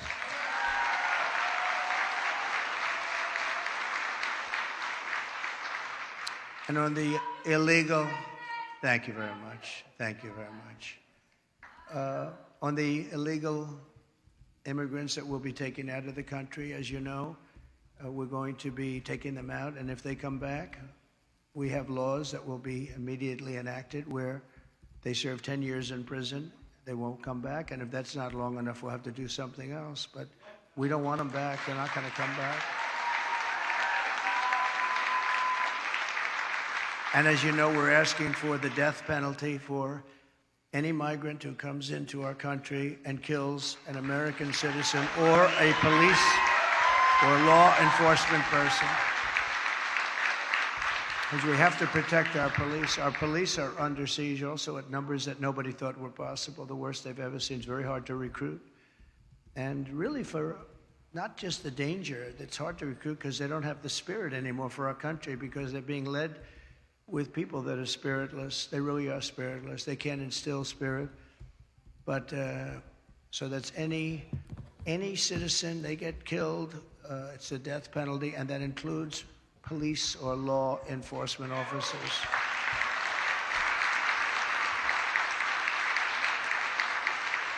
But we're going to revive our economy. We're going to use a system of very fair, very reasonable tariffs. As I said, so powerful. We've never used them. I used them. China paid us hundreds of billions of dollars, and no other president's gotten 10 cents from China. China had a free ride, but so did many other countries. European Union is taking advantage of us. They don't take our product, and yet we take their product all over the place. We take their farming product. We take their cars left and right, right? BMW, Mercedes-Benz, Volkswagen, millions and millions. They don't take our cars. I said to Angela Merkel at the time, Angela, how many Chevrolets do we have in Berlin? Why? I don't believe you have any. I said, you're right about that, Angela. Well, we're going to change it. But they don't take our product. We have a deficit with them of over $300 billion. Think of that. And people think of them as friendly, but they're very tough and very, very fair. I mean, look, they united in order to take advantage of the United States. That's why they united. That's why they formed their coalition. And that was done to take advantage of the United States. So we know how to take advantage of them. We're going to take it back. We're going to take it all back. Those countries, many of those companies will be coming back. They'll be coming back because when they're told that they're going to have to pay a 25% tariff or 50% or 100%, we saved our steel industry when I imposed large tariffs on China steel coming in. They were dumping steel here by millions and millions and millions of yards of steel like nobody's ever seen. Our steel businesses were going out of business. We can't lose our steel industry. If for no other reason, our own security. We need steel. If we'd go to war, we're not going to go to war. We're not going to have World War III. But if we ever go to war, you better hope that we have a steel industry, or those beautiful tanks and everything else that we need to make won't be made. The planes, the tanks, the whole thing. And I saved it by imposing tariffs. They were dumping it. I think they were dumping it in order to destroy. Every steel plant would have been closed if I didn't do what I did. And we happen to be taking in, billions of dollars. In fact, it's so good that Biden has been trying his best to end it, but he's unable to do it. Too much money. It's been too much money. They're paying a fortune. But I would have had it a lot different. And we'll get along with China. We'll get along with Russia. We'll get along with everybody. We had the fake Russia hoax, which took 2 years. And then they came out with a report that We did absolutely nothing wrong. And that was a stacked deck too. The people doing it, they couldn't say there was nothing. We had nothing. They checked millions of phone calls, not one call made to Russia, not one call. It was a terrible thing they did to the country, and actually put us in a lot of danger, to be honest with you. If I didn't have somewhat of a relationship with Russia and Putin and all, we had to have it. And by the way, getting along with President Xi and Putin and Kim Jong-un of North Korea. If you remember when I met with Obama, his wife was very nasty to me the other day. That was not nice. She was very nasty. She said nasty things. I was always very respectful of her, but she got up there, which shows you how nervous they are about what's happening. But she was nasty 2 days ago. She got up and said some bad things she shouldn't have said. They were wrong, too. But we're going to turn our country around,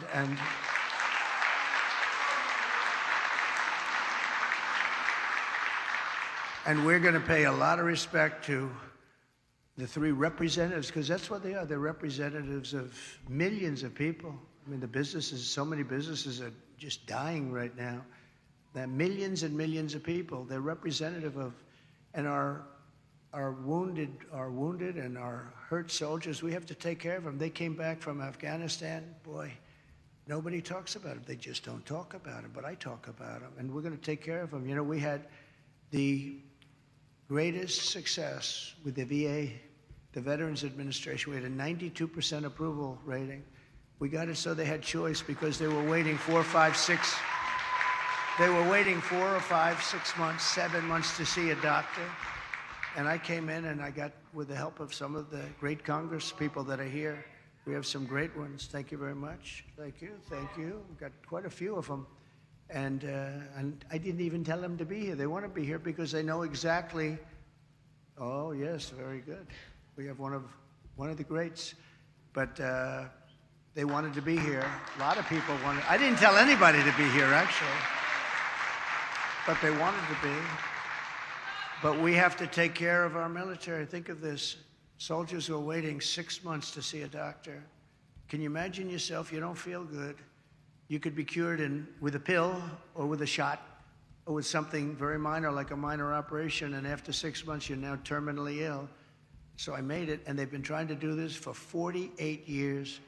I made it, we call it choice, like school choice, which is also a very good thing, by the way. But we call it choice, where you have your choice. You go to a doctor. If you have to wait more than 1 day, you go outside, you get a doctor, you get yourself fixed up, and we pay the bill. And it's been unbelievable. I heard just the other day for the first time that Kamala and Biden are trying to destroy that. They're trying to make it so that you have to wait for 6 months again, back to where it was. We had a 92% approval rating, and now if they go back to that, you were going to have. I did another thing you weren't able to get because of civil service. You weren't able to get fire people. If somebody was a degenerate, if somebody was terrible, if they treated our heroes badly, we want them fired. We want them fired immediately. But we were unable to get them fired because they were protected by unions and by civil service. And I had it passed in Congress, which people have also been trying to get. And we were able to fire 9,000 people out of the VA and replace them with people that love our heroes as opposed to sadists. We had sadists. We had sick people. We had sadists in there that really harmed our great people, our great veterans, and we were able to get rid of them. We got them out, and we replaced them with people that can love and take care of these wonderful people that served us so well. So we did good. We had a 92% approval rating. They've been in the 40s and the 30s, and now it's heading back in that direction, I'm afraid. I hear they want to dismantle everything. And it's almost like you'd say, why? Why would they do that?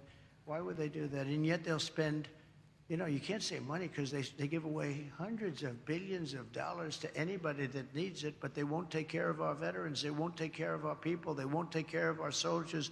They won't take care of our elderly. They won't take care of anybody, but they give every time certain people come to town, they walk away with $100 billion for countries that many people have never even heard of.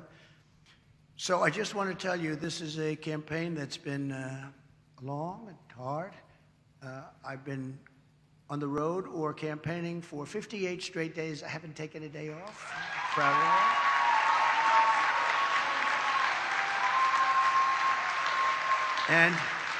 And I won't be taking one off. We have 7 days to go. You can be sure I won't be. And do many, many things every year. And I just want to end by, I've watched their commercials, and they're really fraudulent. They'll say, he doesn't want to frack. I've wanted to frack always. They'll say, everything exactly the opposite. Oh, I want to destroy Social Security. No, they're going to destroy. I'm the one that saved it. And for 4 years, we made it even better. I'm the one, and I didn't raise ages. I didn't do the things that they're going to do because they're allowing millions of these people to go onto Social Security, Medicare. They're going to destroy it. She's going to destroy the whole country because it's not sustainable by any country. But the ads and the statements that they make are exactly the opposite. They will say, oh, I'm going to raise taxes. He's going to raise taxes. Just the opposite. I'm going to lower taxes, and I have done that, but I'm going to lower taxes, and she's raising taxes by 30, 40, and 50%. But they'll have a commercial. And I just say this to you because I hope people understand. These people lie. They lie. They're very disingenuous. And we are going to finish up our campaign. And it's interesting because I haven't taken any time off for a long time. I tell you who can tell you about that, all the people that follow us, including the people in the campaign, but including Secret Service, who has been working very, very hard. I will tell you, they've really been working very hard. And yet a couple of days ago, she took off, and then she took off again and again and again. I say, how many times? You know, you're running for president of the United States. You had, like, at that time, about 20 days left. How the hell do you take off, right? You got to work. You got to work. So she says her teleprompter broke. Yeah, well, she better hope it doesn't. You know, they break. And if you don't know how to do it without a teleprompter, you got a problem. And she doesn't know how to do it without a teleprompter. So I just wish they'd stop lying because the lies are vicious, and probably some people believe them. But the good news is 7 states, Republicans never lead in the early voting because for whatever reason, it's habit or it's a certain security they feel in going to the booth. They believe in principle. But we never lead in. I don't know if we've ever led in early. Every single state we're leading in. Every single state. At an early. And we don't need all of them, but and some states are in play that nobody thought would ever be in play. But I think people are seeing, because, again, we're the party of common sense. We're the party of common sense. And we want to have strong borders. We want to have great elections. We want to have fairness. We don't do things like, we're not going to have men playing in women's sports. I mean, that's okay. So we're the party of common sense, and we're the party of fairness, and we have a coalition. Nobody's ever seen anything like, I don't think anybody has ever seen anything like what happened the other night at Madison Square Garden. The love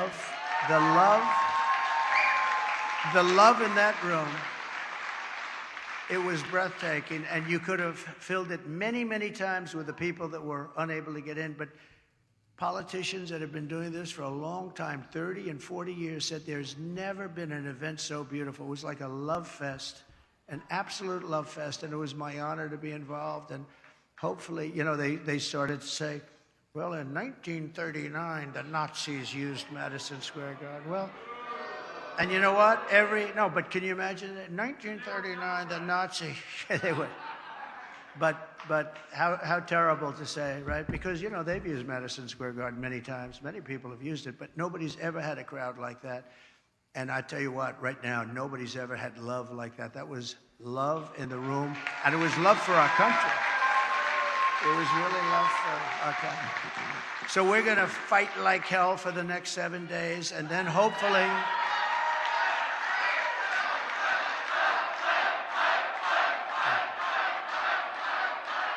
And then hopefully, and most importantly, we're going to be fighting even harder for the next 4 years because we're going to turn this around and we're going to make this country greater than it has ever been. Thank you. Thank you very much. Thank you. All right, ladies and gentlemen, that was it. So there you go. Couple big announcements there. The cartel thing, stripping the cartel of their stuff and creating a fund for victims. That was huge. I think he's leaning towards abolishing the IRS. The more and more he talks about it, the more and more I think he's leaning towards that. He keeps adding tax cuts. We're going to cut taxes for this. I'm waiting for him to say that we're going to cut taxes, period, in general. Yeah. I think he's waiting for the acceptance speech. That's what I think he's waiting for. Oh, and by the way, we're going to do this. Anyway, all right. That's all we got for this episode. 7 days, ladies and gentlemen. Make sure to hit that like button. Make sure to hit the follow button. What a long episode, but man, it's going to be like this for the next 7 days. So buckle up, get ready. That's all we got. Todd had to go. I got to get ready. I got to go knock doors, and then apparently I got a meeting with the campaign here in about 3 hours, and then we'll see what's going on. So Tony, say goodbye. Hasta mañana, everybody. Royce, say goodbye. See you guys tomorrow. And as always, I'm Graham Allen. Stay awake, not woke. Trust in God, not the government. And as always, stay free.